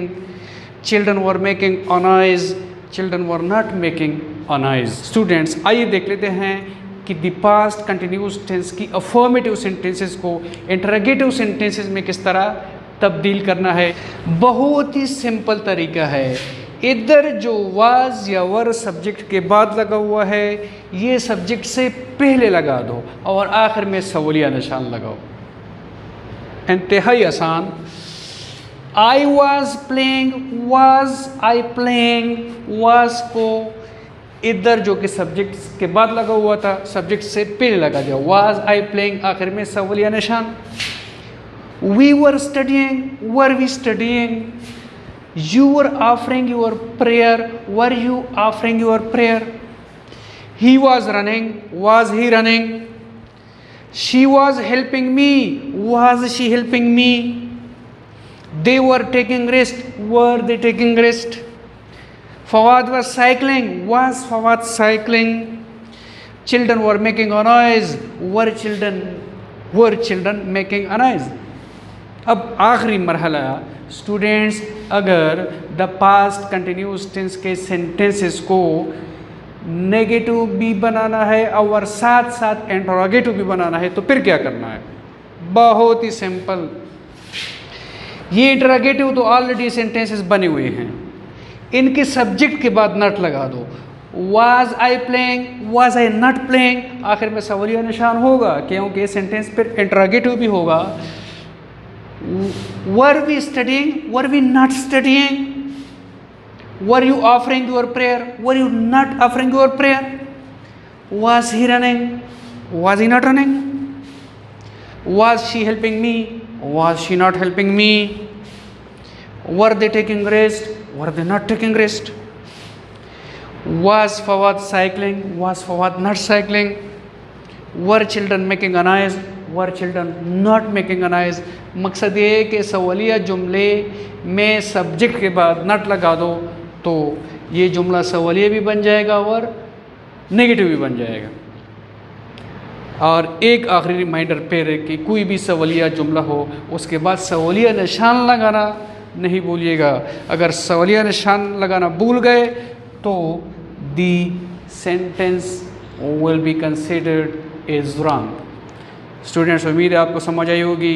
मेरे channel को subscribe कीजिएगा और bell का icon press कीजिएगा ताकि मेरी आने वाली वीडियोस आप तक बर वक्त पहुँच सकें। शुक्रिया। इस लेक्चर का टॉपिक है the past perfect tense, Urdu में फ़ेल माजी कामिल। बदकिस्मती से ये एक ऐसा टेंस है जो सबसे ज़्यादा गलत पढ़ाया भी जाता है और सबसे ज़्यादा गलत इस्तेमाल भी किया जाता है। और मैं आपको एग्जैक्टली बताऊंगा कि ये टेंस कब इस्तेमाल करना है और ये टेंस कब इस्तेमाल नहीं करना। वीडियो को आखिर तक देखिएगा ताकि आपको पूरी तरह समझ आ जाए। इस्तेमाल, ये टेंस ऐसे कामों के लिए इस्तेमाल होता है जो ज़माना माजी में किसी और काम के शुरू होने से पहले मुकम्मल हो चुका हो। इस टेंस के लिए ये ज़रूरी है कि किसी जुमले में ज़माना माजी में दो कामों के मुकम्मल होने का ज़िक्र हो। अभी जो काम पहले मुकम्मल हो चुका हो उसके लिए द पास्ट परफेक्ट टेंस, और जो बाद में मुकम्मल हो चुका हो उसके लिए द पास्ट इंडेफिनिट टेंस इस्तेमाल किया जाता है। इस टेंस के मुतालिक दो अहम बातें, जब किसी जुमले में दो कामों के होने का ज़िक्र न हो इस टेंस के इस्तेमाल का सवाल ही पैदा नहीं होता। पहले मुकम्मल होने वाले काम के लिए पास्ट परफेक्ट टेंस और बाद में मुकम्मल होने वाले काम के लिए पास्ट इंडेफिनिट टेंस इस्तेमाल होता है। जैसे मैंने आपको बता दिया कि पास्ट परफेक्ट टेंस के इस्तेमाल के लिए ये ज़रूरी है कि किसी जुमले में ज़माने माजी में दो कामों के मुकम्मल होने का ज़िक्र हो और उन कामों के जारी होने का भी ज़िक्र न हो। जो काम पहले मुकम्मल हो चुका हो उसके लिए पास्ट परफेक्ट टेंस, और जो काम बाद में मुकम्मल हो चुका हो उसके लिए पास्ट इंडेफिनिट टेंस इस्तेमाल किया जाता है। नंबर 2, अगर किसी जुमले में ऑलरेडी या बिफोर या टिल आ जाए, उस जुमले में अगर दो कामों का जिक्र ना भी हो फिर भी ये टेंस इस्तेमाल किया जाता है। पास्ट परफेक्ट टेंस के इस्तेमाल की दो सूरतें हैं। या तो ये है कि किसी जुमले में दो कामों का जिक्र हो और पहले जो हुआ है उस काम के लिए पास्ट परफेक्ट टेंस इस्तेमाल किया जाता है, या ये है कि अगर किसी जुमले में या टिल आ रहा हो या बिफोर आ रहा हो या ऑलरेडी आ रहा हो तो फिर भी ये टेंस इस्तेमाल किया जाता है। या एक और सूरत है कि इनडायरेक्ट नरेशन में अगर किसी जुमले में एक काम भी हो तब भी द पास्ट परफेक्ट टेंस इस्तेमाल किया जाता है। इन तीन सूरतों के अलावा कभी भी द पास्ट परफेक्ट टेंस को इस्तेमाल नहीं करना वरना गलत होगा। बनाने का तरीका, ये टेंस इंग्लिश में किस तरह बनाया जाता है। सबसे पहले आता है सब्जेक्ट, उसके बाद आता है हेड। सब्जेक्ट कोई भी हो, सिंगुलर हो प्लूरल हो कुछ भी हो, सबके साथ हेड आता है। उसके बाद पास्ट पार्टिसिपल यानी कि third form of the verb. उसके बाद अगर कोई ऑब्जेक्ट हो तो वो आता है। जैसे कि मैंने आपको बताया कि इस टेंस के इस्तेमाल के लिए किसी जुमले में माजी के दो कामों का होना इंतहाई ज़रूरी है, वो मुकम्मल भी हो चुके हों, उनके जारी रहने का भी कोई ज़िक्र ना हो, तब ये टेंस इस्तेमाल हो सकता है। या इसके अलावा अगर किसी जुमले में ऑलरेडी बिफोर या टिल आ जाए तब भी ये टेंस इस्तेमाल हो सकता है। आइए एग्जाम्पल से देख लेते हैं और समझने की कोशिश करते हैं। फॉर एग्ज़ाम्पल, मेरे वापस आने से पहले वो जा चुका था। अभी जो वो जा चुका था ये काम पहले हुआ है और ये काम बाद में हुआ है, तो जो काम पहले हुआ है उसके लिए पास्ट परफेक्ट टेंस और जो काम बाद में हुआ है उसके लिए पास्ट इंडेफिनिट टेंस। कैसे? ही हैड गॉन, जैसे आपको बताया कि पहले सब्जेक्ट, उसके बाद हेड, उसके बाद थर्ड फॉर्म, उसके बाद अगर कोई ऑब्जेक्ट हो। बिफोर आई रिटर्न्ड, ये काम बाद में हुआ है। जब हम दुकान से निकले तो बारिश रुक चुकी थी। बारिश पहले रुक चुकी है, उसके बाद हम दुकान से निकले हैं। तो सेंटेंस के इस हिस्से में जिस काम का जिक्र है ये पहले हो चुका है और इस हिस्से में जो काम है वो बाद में हो चुका है। तो जो काम पहले हो चुका है उसके लिए पास्ट परफेक्ट टेंस और जो काम बाद में हो चुका है उसके लिए past indefinite tense. The rain had stopped, when we left the shop. अभी देखें इधर, द रेन जो है ये सब्जेक्ट है, हेड और third form of the verb. हम पहले ही कराची रवाना हो चुके थे। पहले ही के लिए इंग्लिश में आता है already. We had already left for Karachi. वो सूरज गुरूब होने से पहले घर पहुंच चुके थे। They had reached home before sunset. मैंने आज तक चिड़ियाघर नहीं देखा था। आई had not seen the zoo till today. तो इन सेंटेंसेस से आपको पता चल गया होगा कि द पास्ट परफेक्ट टेंस के इस्तेमाल के लिए या तो माजी में दो कामों के मुकम्मल होने का जिक्र होना चाहिए, या किसी जुमले में अगर टिल, बिफोर या ऑलरेडी आते हैं तब भी ये टेंस इस्तेमाल किया जा सकता है। या जैसे कि मैंने आपको पहले बताया कि इनडायरेक्ट नरेशन के सेंटेंसेस में द पास्ट परफेक्ट टेंस एक काम के लिए भी इस्तेमाल हो सकता है, अगर उसमें ऑलरेडी, बिफोर या टिल न भी हो तब भी ये एक काम के लिए भी इस्तेमाल हो सकता है, अदरवाइज ये टेंस इस्तेमाल नहीं हो सकता। अभी देखते हैं कि द पास्ट परफेक्ट टेंस के सेंटेंसेस को किस तरह नेगेटिव बनाना है। बहुत आसान है स्टूडेंट्स, हेड के बाद नॉट लगा दो, बाकी कोई भी तब्दीली नहीं करनी। I had gone, I had not gone. The rain had stopped, the rain had not stopped. We had already left for Karachi, we had not already left for Karachi. We had reached home before sunset, we had not reached home before sunset. ये तो already negative में है। Interrogative में change करने के लिए ये जो हेड है ये सबसे पहले लगा दो। Had he gone, had the rain stop, had we already, had they reached और हैड आई नॉट सीन। और ये याद रखना कि इंट्रोगेटिव सेंटेंसेस के आखिर में सवालिया निशान लगाना इंतहाई ज़रूरी है। अगर कोई सेंटेंस नेगेटिव भी हो और इंट्रोगेटिव भी हो तो वो कैसे होगा? सबसे पहले हेड, उसके बाद सब्जेक्ट, उसके बाद नॉट, उसके बाद third form of the verb. Students, उम्मीद है कि आपको इस लेक्चर की समझ आई होगी। स्टूडेंट्स, इस लेक्चर का टॉपिक है the past perfect continuous tense. इस टेंस को उर्दू में फेले माजी जारी कामिल कहा जाता है। नाम से ही पता चलता है कि ऐसे कामों के लिए इस्तेमाल होता है जो कि माजी में जारी रहे हों और उनके साथ मुकर्रर वक्त या मुकर्रर मदद का भी जिक्र हो। इनका अंग्रेज़ी में बनाने का क्या तरीका है? सबसे पहले सब्जेक्ट के बाद हैड बीन। सब्जेक्ट जैसा भी हो, सिंगुलर हो, प्लूरल हो, सब्जेक्ट के बाद हैड बीन ही आएगा। उसके बाद आता है प्रेजेंट पार्टिसिपल। प्रेजेंट पार्टिसिपल से मतलब है first form of the verb और उसके साथ आईएनजी। आखिर में पॉइंट ऑफ टाइम या period of time.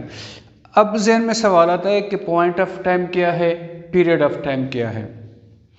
Point of time जिस टाइम से काम शुरू हो उस टाइम का नाम लेकर कि इस टाइम से, सुबह से 6 बजे से, 2001 से, 2020 से। पीरियड ऑफ टाइम, पीरियड मुकर्ररा मद्दत, टाइम को कैलकुलेट करके कि इतना टाइम हो गया, अगर ऐसा हो तो फिर उसको पीरियड ऑफ टाइम कहा जाता है। जैसे 2 घंटे, 3 घंटे, 1 हफ्ता, 2 दिन, 4 सदियाँ, 5 सेकेंड, ये टाइम को कैलकुलेट करके बताया जाता है, तो इस किस्म के टाइम को फिर पीरियड ऑफ टाइम कहा जाता है। फिर पॉइंट ऑफ टाइम और पीरियड ऑफ टाइम में ये फ़र्क है कि पॉइंट ऑफ टाइम से पहले सिंस लगता है और पीरियड ऑफ टाइम से पहले फॉर लगता है। जैसे I had been working since morning, मैं सुबह से काम कर रहा था। ये देख लें, सिंस ये पॉइंट ऑफ टाइम है क्योंकि सुबह का नाम लिया गया है, बताया नहीं गया कि कितना वक्त हो गया। जब ये बताया जाए कि कितना वक्त हो गया तो वो पीरियड ऑफ टाइम होता है। जैसे I had been working for 6 hours. पहले तो आप ये देख लें कि हैड बीन और ये हैड बीन, ये जनाब प्रेजेंट पार्टिसिपल, ये भी प्रेजेंट पार्टिसिपल। अभी ये पीरियड ऑफ टाइम है क्योंकि टाइम बताया गया कि कितना टाइम हो गया, 6 घंटे हो गए, तो इसलिए इससे पहले फॉर आता है। This boy had been reading this book since sunset. कब से? सनसेट से। टाइम बताया नहीं गया है कि कितने टाइम से। जब ये न बताया जाए कि कितने टाइम से, सिर्फ टाइम का नाम लिया जाए तो that is then point of time, और उससे पहले सिंस आता है। She had been riding this horse since has return. Time का नाम लिया गया है। तो मुख्तसर ये कि सबसे पहले सब्जेक्ट था, उसके बाद हैड बीन, उसके बाद प्रेजेंट पार्टिसिपल, उसके बाद सेंस या फार। सेंस या फार आपको बताया कि पॉइंट ऑफ टाइम से पहले सेंस आता है और पीरियड ऑफ टाइम से पहले फार आता है। इस टेंस के जुमलों को नेगेटिव बनाने के लिए हैड के बाद नॉट लगा दिया जाता है। जैसे I had not been working since morning, I had not been working for 6 hours. This boy had not been reading this book since sunset. She had not been riding this horse since has returned. Interrogative बनाने के लिए head सबसे पहले लगा दिया जाता है और आखिर में सवालिया निशान। जैसे had I been working since morning, सवालिया निशान। Had I been working for 6 hours, सवालिया निशान। Had this boy been reading this book since sunset, सवालिया निशान। और had she been riding this horse since his return, सवालिया निशान। अगर जुमले को सवालिया भी बनाना हो और नेगेटिव बनाना हो तब क्या करना है? हेड सबसे पहले, उसके बाद सब्जेक्ट, उसके बाद नॉट, आखिर में सवालिया निशान। जैसे had I not been working since morning, सवालिया निशान। Had I not been working for 6 hours, सवालिया निशान। Had this boy not been reading this book since sunset, सवालिया निशान। Had she not been riding this horse since has returned, सवालिया निशान। Students, उम्मीद है आपको समझ आई होगी। स्टूडेंट्स, इस लेक्चर का टॉपिक है द फ्यूचर इंडिफिनिट टेंस। इसको उर्दू में फेले मुस्तकबिल मुतलक कहा जाता है। ये कब इस्तेमाल किया जाता है? स्टूडेंट्स, ये टेंस मुस्तकबिल में किसी काम के बयान के लिए इस्तेमाल किया जाता है, मगर याद रखें कि इस टेंस में मुस्तकबिल में किसी काम के जारी रहने या मुकम्मल होने का जिक्र नहीं किया जाता। अगर किसी सेंटेंस में किसी काम के होने का जिक्र मुस्तकबिल में हो मगर उसके साथ उस काम के जारी रहने या उस काम के मुकम्मल होने का भी जिक्र हो, वो द फ्यूचर इंडिफिनिट टेंस नहीं होगा। फ्यूचर इंडिफिनिट टेंस में सिर्फ और सिर्फ ये बताया जाता है कि काम मुस्तकबिल में होगा, उसके जारी रहने या उसके मुकम्मल होने के बारे में नहीं बताया जाता। For example, I shall go to Karachi, मैं कल कराची जाऊंगा। इसमें है कि मैं जाऊंगा, ये नहीं है कि मैं जा रहा हूँगा या मैं जा चुका हूँगा। अब बनाने का क्या तरीका है? बनाने का तरीका भी बहुत ही सिंपल है। सबसे पहले आता है सब्जेक्ट। सब्जेक्ट के बाद विल या शेल में से कोई एक लफ्ज़ आएगा, उसके बाद first form of the verb आएगा, उसके बाद अगर कोई ऑब्जेक्ट हो तो वो आएगा। ज़हन में सवाल आता है कि सब्जेक्ट के साथ विल कब आएगा और शिल कब आएगा। स्टूडेंट्स, ये बहुत ही सिंपल फार्मूला है। फर्स्ट पर्सन प्रोनाउंस जो हैं आई, अवर, वी, ये जब भी किसी सेंटेंस में एज सब्जेक्ट आ जाएं तो इन दो के साथ शिल आएगा। जिस तरह वी शिल play cricket in the evening, या जिस तरह ये वाला सेंटेंस है कि I shall go to Karachi tomorrow. I, our, we के अलावा बाकी कोई भी नाउन या प्रोनाउन या नाउन इक्विवेलेंट अगर किसी सेंटेंस में सब्जेक्ट के तौर पर इस्तेमाल हो तो उनके साथ विल आएगा। जैसे you will help me in that project, या he will speak the truth. You, our, he, we, our, I के अलावा कोई और अल्फाज हैं, कोई और या नाउन या प्रोनाउन हैं तो वी, अवर, आई के अलावा सेंटेंस में बाकी कोई भी प्रोनाउन या कोई भी नाउन या कोई भी नाउन इक्विवेलेंट अगर सब्जेक्ट के तौर पर इस्तेमाल हो तो उनके साथ विल आएगा, वी और आई के साथ शिल आएगा। स्टूडेंट्स, आइए एग्जाम्पल से देख लेते हैं कि द फ्यूचर इंडिफिनिट टेंस के सेंटेंसेस उर्दू में कैसे होते हैं और उनका अंग्रेजी में ट्रांसलेशन किस तरह किया जाता है। सबसे पहले हम स्कूल जाएंगे, we shall go to school. जाएंगे, ये इंगे पहचान है उर्दू में द फ्यूचर इंडेफिनिट टेंस की, शेल और first form, we shall go to school, ये शेल और first form of the verb, ये द फ्यूचर इंडेफिनिट टेंस की पहचान है। अंग्रेजी में वो मैच जीतेंगे, यिंगे पहचान है उर्दू में द फ्यूचर इंडेफिनिट टेंस की, और they will win the match, will और win first form of the verb, ये पहचान है इंग्लिश में द फ्यूचर इंडेफिनिट टेंस की। आप अपने दोस्तों के साथ खेलेंगे, you will play with your friends. लेंगे पहचान है उर्दू में द फ्यूचर इंडेफिनिट टेंस की, विल के साथ first form of the verb, ये पहचान है इंग्लिश में द फ्यूचर इंडेफिनिट टेंस की। घोड़ा घास खाएगा, the horse will eat grass, ये पहचान है उर्दू में द फ्यूचर इंडेफिनिट टेंस की, विल के साथ ईट जो कि फर्स्ट फॉर्म है, ये पहचान है इंग्लिश में द फ्यूचर इंडेफिनिट टेंस की।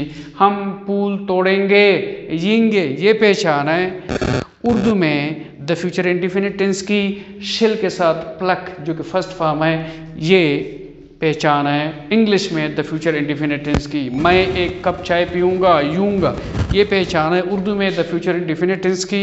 आई shall have a cup of T, शिल के साथ हैव जो कि फर्स्ट फॉर्म है वर्ब का, ये पहचान है इंग्लिश में द फ्यूचर इंडेफिनिट टेंस की।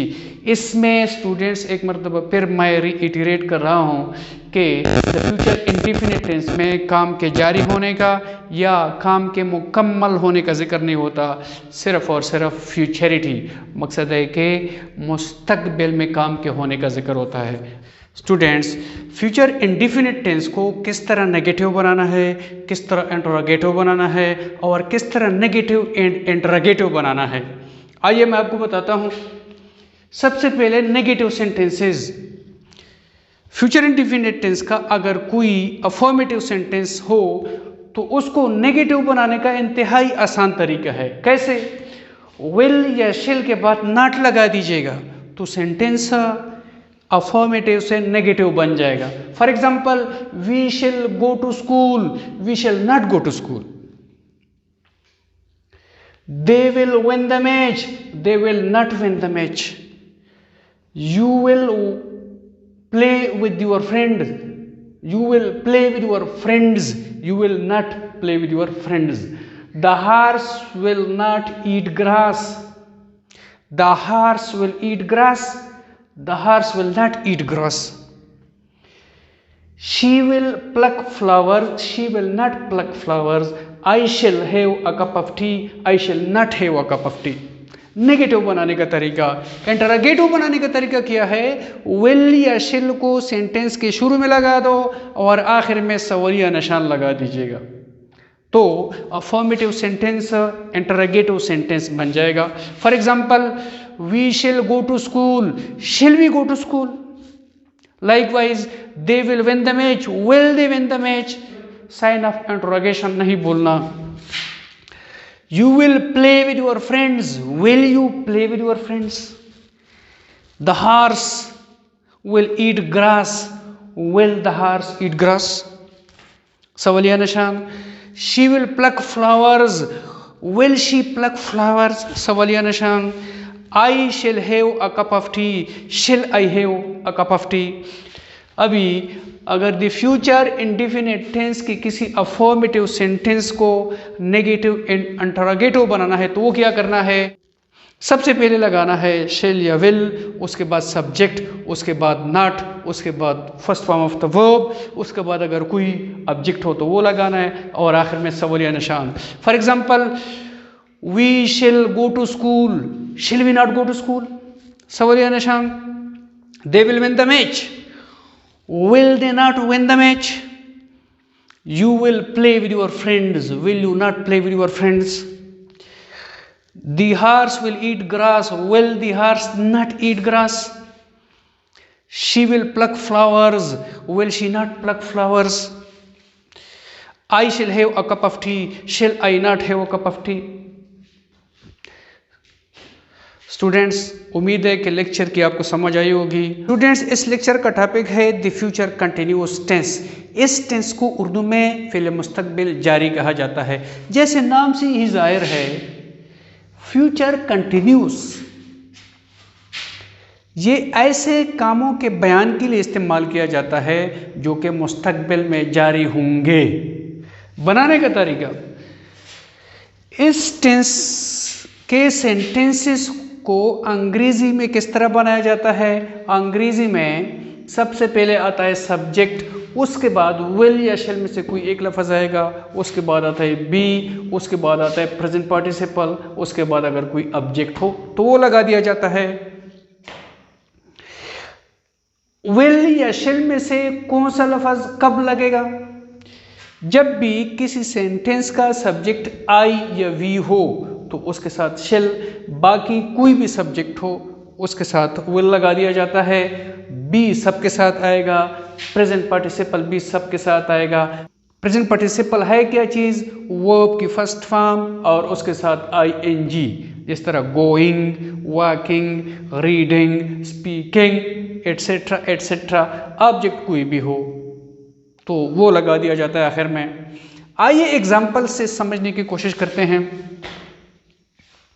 मैं इम्तिहान दे रहा हूँगा से ये पता चलता है कि ये काम मुस्तकबिल में जारी होगा। इंग्लिश में किस तरह ट्रांसलेट किया जाता है? जैसे आपको बता दिया कि सबसे पहले आता है सब्जेक्ट, आई सब्जेक्ट हो गया। अगर फर्स्ट पर्सन प्रोनाउंस में से कोई प्रोनाउन सब्जेक्ट के तौर पर लगा दिया जाए तो उसके बाद शेल आता है, उसके बाद बी, उसके बाद present participle taking the examination. हम बर्फबारी से महजूज हो रहे होंगे से पता चलता है कि ये काम मुस्तकबिल में जारी होगा। इंग्लिश में क्या पहचान है? फर्स्ट पर्सन प्रोनाउन के साथ शिल, उसके बाद बी, उसके बाद प्रेजेंट पार्टिसिपल, उसके बाद snowfall. We shall be enjoying the snowfall.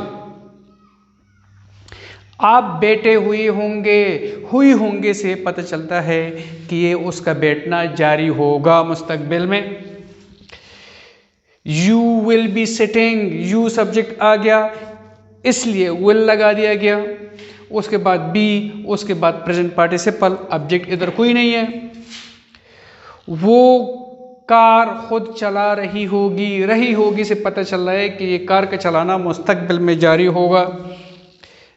She will be driving the car herself।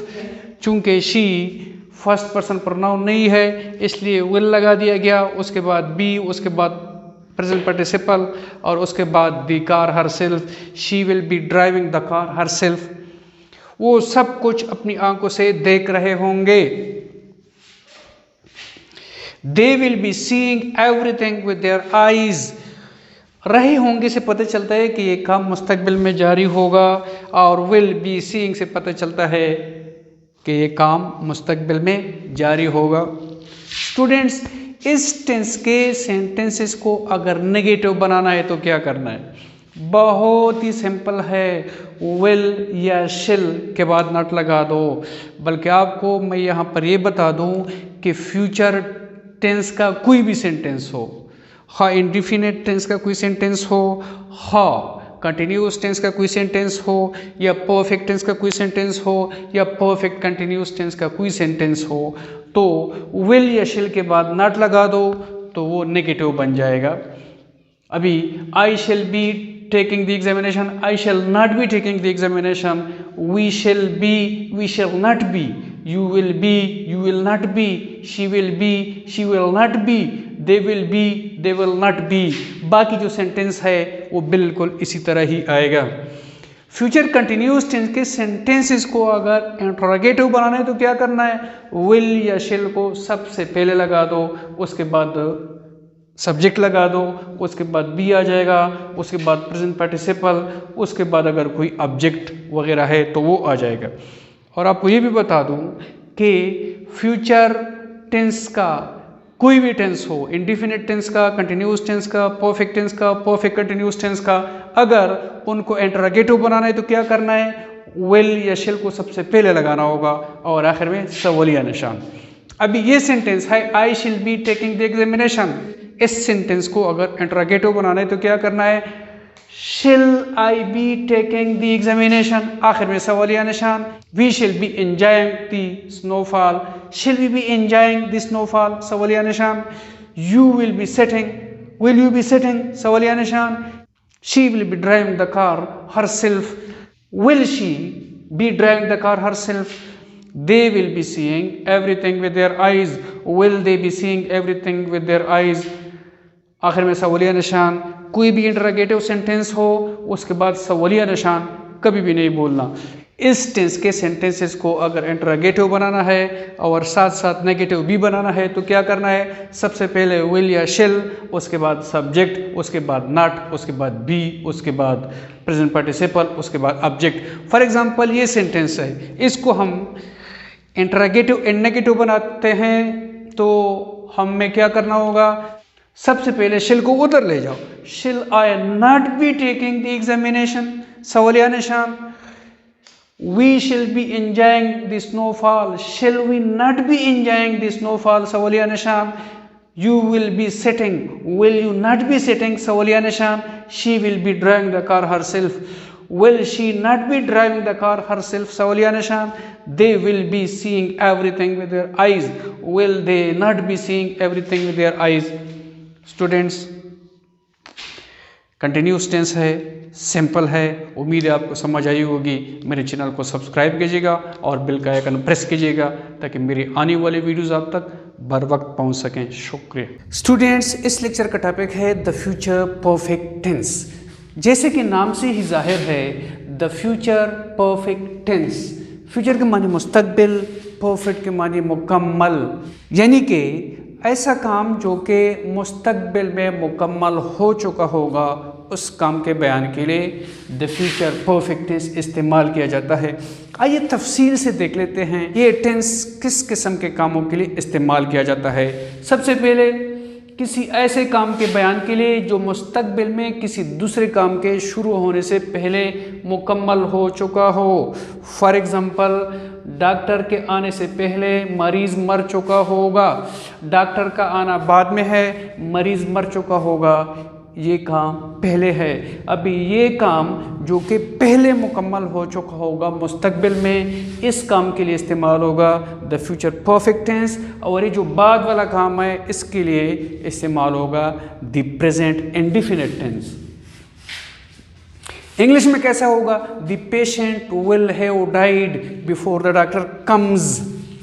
The patient ये सब्जेक्ट हो गया, विल हैव डाइड, विल या शिल के बाद हैव और उसके बाद third form of the verb. ये निशानी है इंग्लिश में द फ्यूचर परफेक्ट टेंस की कि विल या शिल, उसके बाद हैव, उसके बाद third form of the verb. Before the doctor comes, the doctor ये सब्जेक्ट हो गया, द डॉक्टर सब्जेक्ट है और कम्स ये first form of the verb है। तो इस मिसाल से ये बात बिल्कुल वाज़ेह है कि मुस्तकबिल में दो काम हों, उनके मुकम्मल होने का ज़िक्र हो, जो काम पहले मुकम्मल हो चुका हो उसके लिए द फ्यूचर परफेक्ट टेंस, और जो काम बाद में मुकम्मल हो चुका हो उसके लिए द प्रेजेंट इंडेफिनिट टेंस। ये याद रखना कि द प्रेजेंट इंडेफिनिट टेंस इस्तेमाल होगा, द फ्यूचर इंडेफिनिट टेंस इस्तेमाल नहीं होगा। नंबर 2, किसी ऐसे काम के लिए जिसके बारे में ख्याल हो कि वो ज़माना माजी में मुकम्मल हो चुका होगा। पहला जो इस्तेमाल है वो मुस्तकबिल में किसी काम के किसी और काम से पहले मुकम्मल होने के बारे में है। ये जो दूसरा इस्तेमाल है ये ऐसे काम के लिए है जिसके बारे में ख्याल हो कि वो माजी में मुकम्मल हो चुका होगा। मिसाल के तौर पर ये ख़बर आपने पहले ही सुन ली होगी। आप इस फ़िक्र पर गौर करें, इसमें माजी की बात हो रही है कि आपने ये ख़बर पहले ही सुन ली होगी या आप ये ख़बर पहले ही सुन चुके होंगे। सीगा इस्तेमाल हुआ है फ्यूचर परफेक्ट टेंस का, मगर काम के बारे में ख्याल है कि वो माजी में मुकम्मल हो चुका होगा, इसलिए मुझे दोहराने की ज़रूरत नहीं है। ये सीगा है द प्रेजेंट इंडेफिनिट टेंस का। अभी देख लेते हैं कि ये सेंटेंस इंग्लिश में किस तरह ट्रांसलेट होगा। You will have heard this news already. Will have heard, will या shall सब्जेक्ट के बाद, उसके बाद have, उसके बाद third form of the verb. ये इंग्लिश में पहचान है या बनाने का तरीका है द फ्यूचर परफेक्ट टेंस का। और उसके बाद so I need not to repeat it, it is the present indefinite tense. तीसरा इस्तेमाल कैसा है? ऐसे कामों के बयान के लिए जो मुस्तकबिल में मुकर्रर वक्त पर मुकम्मल हो चुके हों। मुकर्रर वक्त का जिक्र हो और उसके साथ ये जिक्र हो कि उस वक्त पर ये काम मुकम्मल हो चुका होगा। मसलन मैं 1 बजे घर पहुंच चुका हूँगा। आई shall have reached home before 1300 hours. First person pronounce के साथ शिल लगता है और उसके बाद हैव, उसके बाद third form of the verb. Students, आइए अब देख लेते हैं कि द फ्यूचर परफेक्ट टेंस के जुमलों को हम उर्दू में किस तरह पहचानेंगे कि ये द फ्यूचर परफेक्ट टेंस का जुमला है, और फिर उसकी ट्रांसलेशन हम इंग्लिश में किस तरह करेंगे। स्टूडेंट्स, एक तो ये बात समझ लीजिए कि कोई भी जुमला जिसमें मुस्तकबिल में किसी काम के मुकम्मल होने का जिक्र हो, वो जुमला द फ्यूचर परफेक्ट टेंस का है। ये जनरल रूल है। इंग्लिश में सब्जेक्ट के बाद विल हैव या शिल हैव के साथ थर्ड फॉर्म का इस्तेमाल, ये पहचान है द फ्यूचर परफेक्ट टेंस की। अभी शिल कब आएगा, विल कब आएगा? शिल फर्स्ट पर्सन प्रोनाउंस के साथ यानी आई और वी के साथ, बाकी सब्जेक्ट कोई भी प्रोनाउन हो, कोई भी नाउन हो या कोई भी नाउन इक्विवेलेंट हो, उसके साथ विल हैव और थर्ड फॉर्म आएगा। आइए एग्जाम्पल से समझने की कोशिश करते हैं। डॉक्टर के आने से पहले मैं घर पहुंच चुका हूँगा। ये पहचान है फ्यूचर, मुस्तकबिल में काम के मुकम्मल होने की। अभी डॉक्टर के आने से पहले मैं घर पहुंच चुका हूँगा, मैं घर पहुंच चुका हूँगा, ये काम पहले हुआ है और डॉक्टर का आना बाद में है। अभी देखते हैं कि इंग्लिश में किस तरह हम ट्रांसलेट करेंगे। आई shall have reached home before the doctor comes.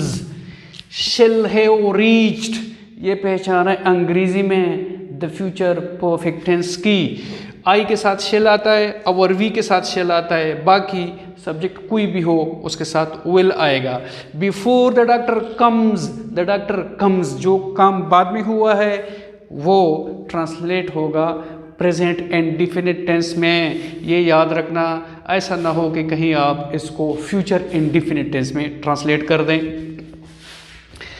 मरी रवाना होने से पहले आपने काम ख़त्म कर लिया होगा। अभी कर लिया होगा ये पहचान है द फ्यूचर परफेक्ट टेंस की। उर्दू में ये काम पहले हुआ है और मरी रवाना होना बाद में है। अभी देख लेते हैं कि इंग्लिश में किस तरह ट्रांसलेट किया जाता है ये। You will have finished your work, will have finished, will के साथ हैव और third form of the verb, ये पहचान है इंग्लिश में द फ्यूचर परफेक्ट टेंस की। बिफोर लीविंग फॉर मरी रवाना होने से पहले। शो ख़त्म होने से पहले बारिश रुक चुकी होगी, बारिश का रुक जाना पहले है और शो ख़त्म होना बाद में है। The rain will have stopped before the show is over, ये भी प्रेजेंट इंडेफिनिट टेंस है और ये द फ्यूचर परफेक्ट टेंस है। आपके वापस आने से पहले दूबी ने आपके कपड़े इस्त्री कर लिए होंगे, ये पहचान है उर्दू में द फ्यूचर परफेक्ट टेंस की। अभी इंग्लिश में देख लेते हैं। The washerman will have pressed your clothes before you return. Will have pressed पहचान है द फ्यूचर परफेक्ट टेंस की और इसके साथ जो बाद वाला काम है यू रिटर्न, ये प्रेजेंट इंडेफिनिट टेंस है। उसने 1998 में कैद आज़म का मज़ार देख लिया होगा। इस बात को समझ लिया गया है या इस बात को फ़र्ज़ कर लिया गया है कि माजी में कोई काम हुआ होगा, तो ऐसे काम के लिए भी द फ्यूचर परफेक्ट टेंस इस्तेमाल किया जाता है। ही विल हैव सीन मज़ार कायद इन 1998। हम कल तक आराम कर चुके होंगे, कल तक आराम कर चुके होंगे, ये चुके होंगे ये पहचान है द फ्यूचर परफेक्ट टेंस की। उर्दू में we shall have taken, shall have के बाद third form of the verb. Students, अब ज़हन में सवाल पैदा होता है कि अगर किसी जुमले में दो कामों का जिक्र ना हो बल्कि सिर्फ एक काम का जिक्र हो कि वो मुस्तकबिल में ख़त्म हो चुका होगा, तो क्या वो द फ्यूचर परफेक्ट टेंस का सेंटेंस होगा? स्टूडेंट्स, ऐसे जुमले की ज़रूरत पड़ती ही नहीं। ये जो 3 कंडीशंस हैं इनमें से एक कंडीशन लाजमी है। फिर भी अगर किसी पेपर में कोई एक सेंटेंस ऐसा आ गया कि जिसमें सिर्फ एक ही काम का मुस्तकबिल में मुकम्मल होने का जिक्र है, तो then you have to use the future perfect tense. मैं पहुंच चुका हूँगा, आई शैल हैव रीच्ड। अब ये सवाल कि द फ्यूचर परफेक्ट टेंस के सेंटेंसेस को नेगेटिव में किस तरह चेंज करना है, वेरी इजी। विल या शेल के बाद नॉट लगाओ। I shall have reached, I shall not have reached. You will have finished, you will not have finished. The rain will have stopped, the rain will not have stopped. The washerman will have pressed, the washerman will not have pressed. He will have seen, he will not have seen. We shall have taken, we shall not have taken. The future perfect tense के sentences को अगर सवालिया बनाना हो तो क्या करना होता है? सबसे पहले will या shall को इधर लगाना होता है, उसके बाद सब्जेक्ट, उसके बाद हैव के साथ थर्ड फॉर्म, उसके बाद बाकी सेंटेंस, उसी तरह आखिर में सवालिया निशान। जैसे कि I shall have reached home before the doctor comes. Shall I have reached home before the doctor comes, सवालिया निशान। You will have finished your work before leaving for मरी। Will you have finished your work before leaving for Murray, सवालिया निशान। The rain will have stopped before the show is over. Will the rain have stopped before the show is over, सवालिया निशान। The washerman will have pressed your clothes before you return. Will the washerman have pressed your clothes before you return, सवालिया निशान। He will have seen मज़ार-ए-क़ाइद-ए-आज़म in 1998. Will he have seen मज़ार-ए-क़ाइद-ए-आज़म in 1998, सवालिया निशान। We shall have taken rest by tomorrow. Shall we have taken rest by tomorrow? अगर the future perfect tense के sentences को interrogative and negative बनाना है तो फिर क्या करना है? विल या शेल को सबसे पहले लगाया जाता है, उसके बाद सब्जेक्ट, उसके बाद नॉट, उसके बाद हैव रीच्ड, उसके बाद बाकी सेंटेंस, आखिर में सवालिया निशान। फॉर एग्जांपल ये सेंटेंस हम देख लेते हैं, I shall have reached home before the doctor comes. Shall I not have reached home before the doctor comes, सवालिया निशान।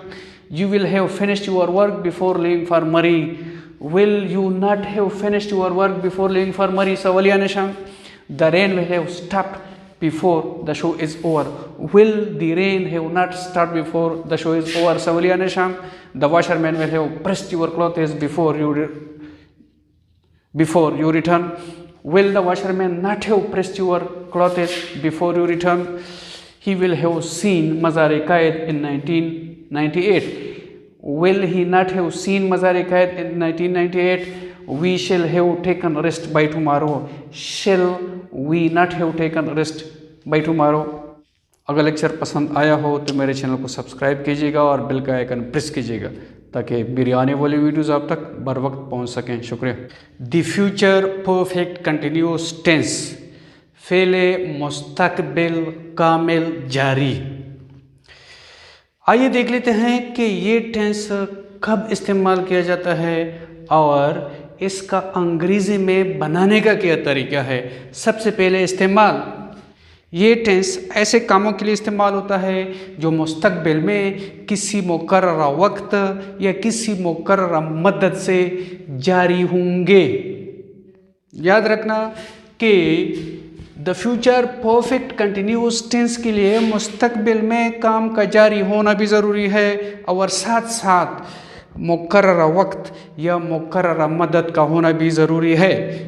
अगर सिर्फ काम का जारी होना हो, मुकर्ररा मदद या मुकर्ररा वक्त न हो तो वो सिर्फ और सिर्फ द फ्यूचर कंटिन्यूस टेंस रहता है, the future perfect continuous tense नहीं रहता। द फ्यूचर परफेक्ट टेंस और द फ्यूचर कंटिन्यूस टेंस में सिर्फ और सिर्फ मुकर्ररा वक्त और मुकर्ररा मद्दत का फ़र्क होता है, बाकी कोई फ़र्क नहीं होता। बनाने का तरीका इंग्लिश में अगर हम ट्रांसलेट करेंगे किसी उर्दू के the future perfect continuous tense के जुमले को, तो हम किस तरह ट्रांसलेट करेंगे। देखिए, सबसे पहले सब्जेक्ट आएगा, सब्जेक्ट के बाद विल या शेल में से एक लफ्ज़ आएगा। विल या शेल में से कौन सा लफ्ज़ कब आएगा। शेल अगर सेंटेंस का सब्जेक्ट फर्स्ट पर्सन प्रोनाउन हो, यानी कि आई या वी, तो सब्जेक्ट के बाद शेल आएगा। आई और वी के अलावा सब्जेक्ट कोई भी प्रोनाउन या कोई भी नाउन या कोई भी नाउन इक्विवेलेंट हो, तो उस सब्जेक्ट के साथ विल आएगा। उसके बाद the future perfect continuous tense के सब जुमलों में हैव बीन आएगा। उसके बाद प्रेजेंट पार्टिसिपल आएगा। Present participle means first form of the verb के साथ आईएनजी। उसके बाद अगर पॉइंट ऑफ टाइम हो तो उसके साथ सिंस आएगा, अगर पीरियड ऑफ टाइम हो तो उसके साथ फार आएगा, और आखिर में जो वक्त हो वो आएगा। पॉइंट ऑफ टाइम और पीरियड ऑफ टाइम में क्या फ़र्क है। जब वो वक्त का नाम लिया जाए कि सुबह शाम, जनवरी फरवरी, संडे मंडे, 2 बजे 3 बजे, तो वो पॉइंट ऑफ टाइम होता है। अगर टाइम को कैलकुलेट करके बताया जाए कि 2 महीने, 2 हफ्ते, 3 दिन, 50 साल, तो वो पीरियड ऑफ टाइम होगा। तो जिस सेंटेंस में टाइम का नाम लिया गया हो, यानी कि पॉइंट ऑफ टाइम बताया गया हो, उसके साथ सेंस आएगा। और जिस सेंटेंस में पीरियड ऑफ टाइम हो, यानी कि मद्दत, तो उसके साथ फार आएगा। आखिर में वक्त, जिस वक्त का जिक्र हो या जितने वक्त का जिक्र हो वो आएगा। अभी मिसालों से देख लेते हैं कि the future perfect continuous tense के सेंटेंसेस उर्दू में कैसे होते हैं और उनका इंग्लिश में किस तरह तर्जुमा किया जाता है। मिसाल नंबर 1, मैं सुबह से काम कर रहा हूँगा। The future perfect continuous tense की 2 निशानियां हैं। एक तो रहा हूँगा, मगर ये याद रखें कि ये रहा हूँगा ये फ्यूचर कंटिन्यूअस टेंस की भी निशानी है। एक और भी निशानी होनी चाहिए, वो जिस वक्त या जितने वक्त से काम जारी होगा उसका जिक्र। अभी अगर इस सेंटेंस से हम सुबह का जो वक्त है ये निकाल दें तो फिर ये द फ्यूचर कंटिन्यूअस टेंस रह जाएगा। इंग्लिश में देख लेते हैं। आई के साथ शिल आएगा, उसके बाद हैव बीन, उसके बाद प्रेजेंट पार्टिसिपल, उसके बाद पॉइंट ऑफ टाइम के साथ सेंस, उसके बाद जो टाइम हो वो। तो ये ऐसे हो जाएगा, I shall have been working since morning. हम 2 घंटे से तैर रहे होंगे। रहे होंगे से पता चलता है कि काम जारी होगा। 2 घंटे टाइम का भी जिक्र है। Therefore, it is a sentence of the future perfect continuous tense। अगर इस जुमले से हम 2 घंटे निकाल दें और से निकाल दें तो ये ऐसे हो जाएगा, हम तैर रहे होंगे, तो फिर ये द फ्यूचर कंटिन्यूस टेंस का जुमला होगा। इसको अब इंग्लिश में किस तरह ट्रांसलेट करना है। We shall have been swimming for 2 hours। We के साथ शेल आता है, हैव बीन तमाम the future perfect continuous tense के सेंटेंसेस में आता है। उसके बाद फार आ गया क्योंकि टाइम का मकदार है या पीरियड ऑफ टाइम है। गाय दोपहर से चर रही होगी। The cow will have been grazing since नून।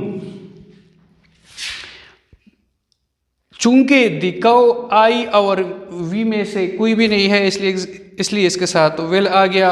उसके बाद हैव बीन, उसके बाद प्रेजेंट पार्टिसिपल, उसके बाद सेंस, क्योंकि इधर टाइम का मकदार नहीं बताया गया है, बल्कि जिस टाइम से काम शुरू होगा, जारी होगा, उस टाइम का नाम लिया गया है। आइए कुछ मज़ीद मिसालें देख लेते हैं कि उर्दू में हम the future perfect continuous tense के सेंटेंस को किस तरह पहचानेंगे और फिर हम उस सेंटेंस को अंग्रेज़ी में किस तरह ट्रांसलेट करेंगे। वो सुबह से सो रहा होगा। अगर इस सेंटेंस से सुबह से निकाल दिया जाए तो ये sentence the future continuous tense का रह जाता है। ये सुबह से भी ज़रूरी है और रहा होगा भी ज़रूरी है। वो सुबह से सो रहा होगा। इंग्लिश में कैसे ट्रांसलेट करना है। He will have been sleeping since morning. He के साथ विल आता है, हैव बीन सबके साथ आता है और प्रेजेंट पार्टिसिपल भी सबके साथ आता है। प्रेजेंट पार्टिसिपल की मैं एक मरतबा फिर वजाहत कर दूँ कि first form of the verb plus ING। Since इसलिए लगा हुआ है क्योंकि जिस टाइम से काम शुरू है उस टाइम का नाम लिया गया है, टाइम को कैलकुलेट नहीं किया गया। हम 2 घंटे से खेल रहे होंगे, अगर इस सेंटेंस से 2 घंटे से निकाल दिया जाए तो ये सेंटेंस ऐसे हो जाएगा, हम खेल रहे होंगे, तो फिर ये द फ्यूचर कंटिन्यूस टेंस का सेंटेंस होगा। अब ये the future perfect continuous tense का सेंटेंस है क्योंकि इसमें मुस्तकबिल में काम के जारी होने का भी जिक्र है और जितने टाइम से काम जारी होगा उस टाइम का भी जिक्र है। इंग्लिश में ऐसे हो जाएगा, we shall have been playing for 2 hours। First person pronouns I और वी के साथ शिल लगाया जाता है, उसके बाद हैव बीन सबके साथ, फिर प्रेजेंट पार्टिसिपल, फिर चूंकि टाइम का मकदार है 2 घंटे इसलिए फार लगाया गया है।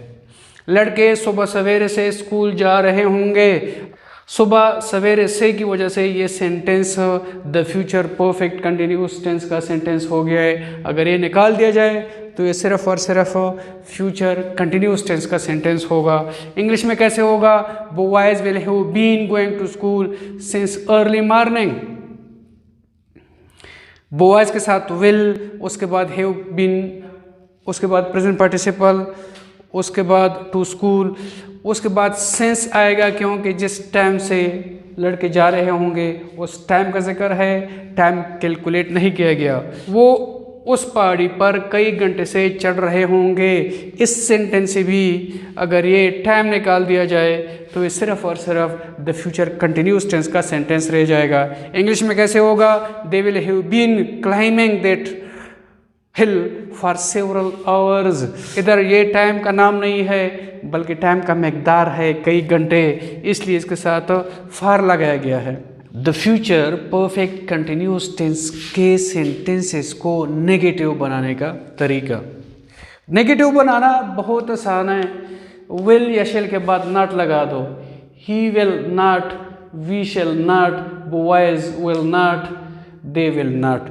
जिधर भी विल या शेल हो उसके बाद नॉट लगा दो। उसके बाद जो बाकी सेंटेंस है वो बिल्कुल ऐसे ही रहेगा, he will not have been sleeping since morning, we shall not have been playing for 2 hours, boy will not have been going to school since early morning, they will not have been climbing that hill for several hours।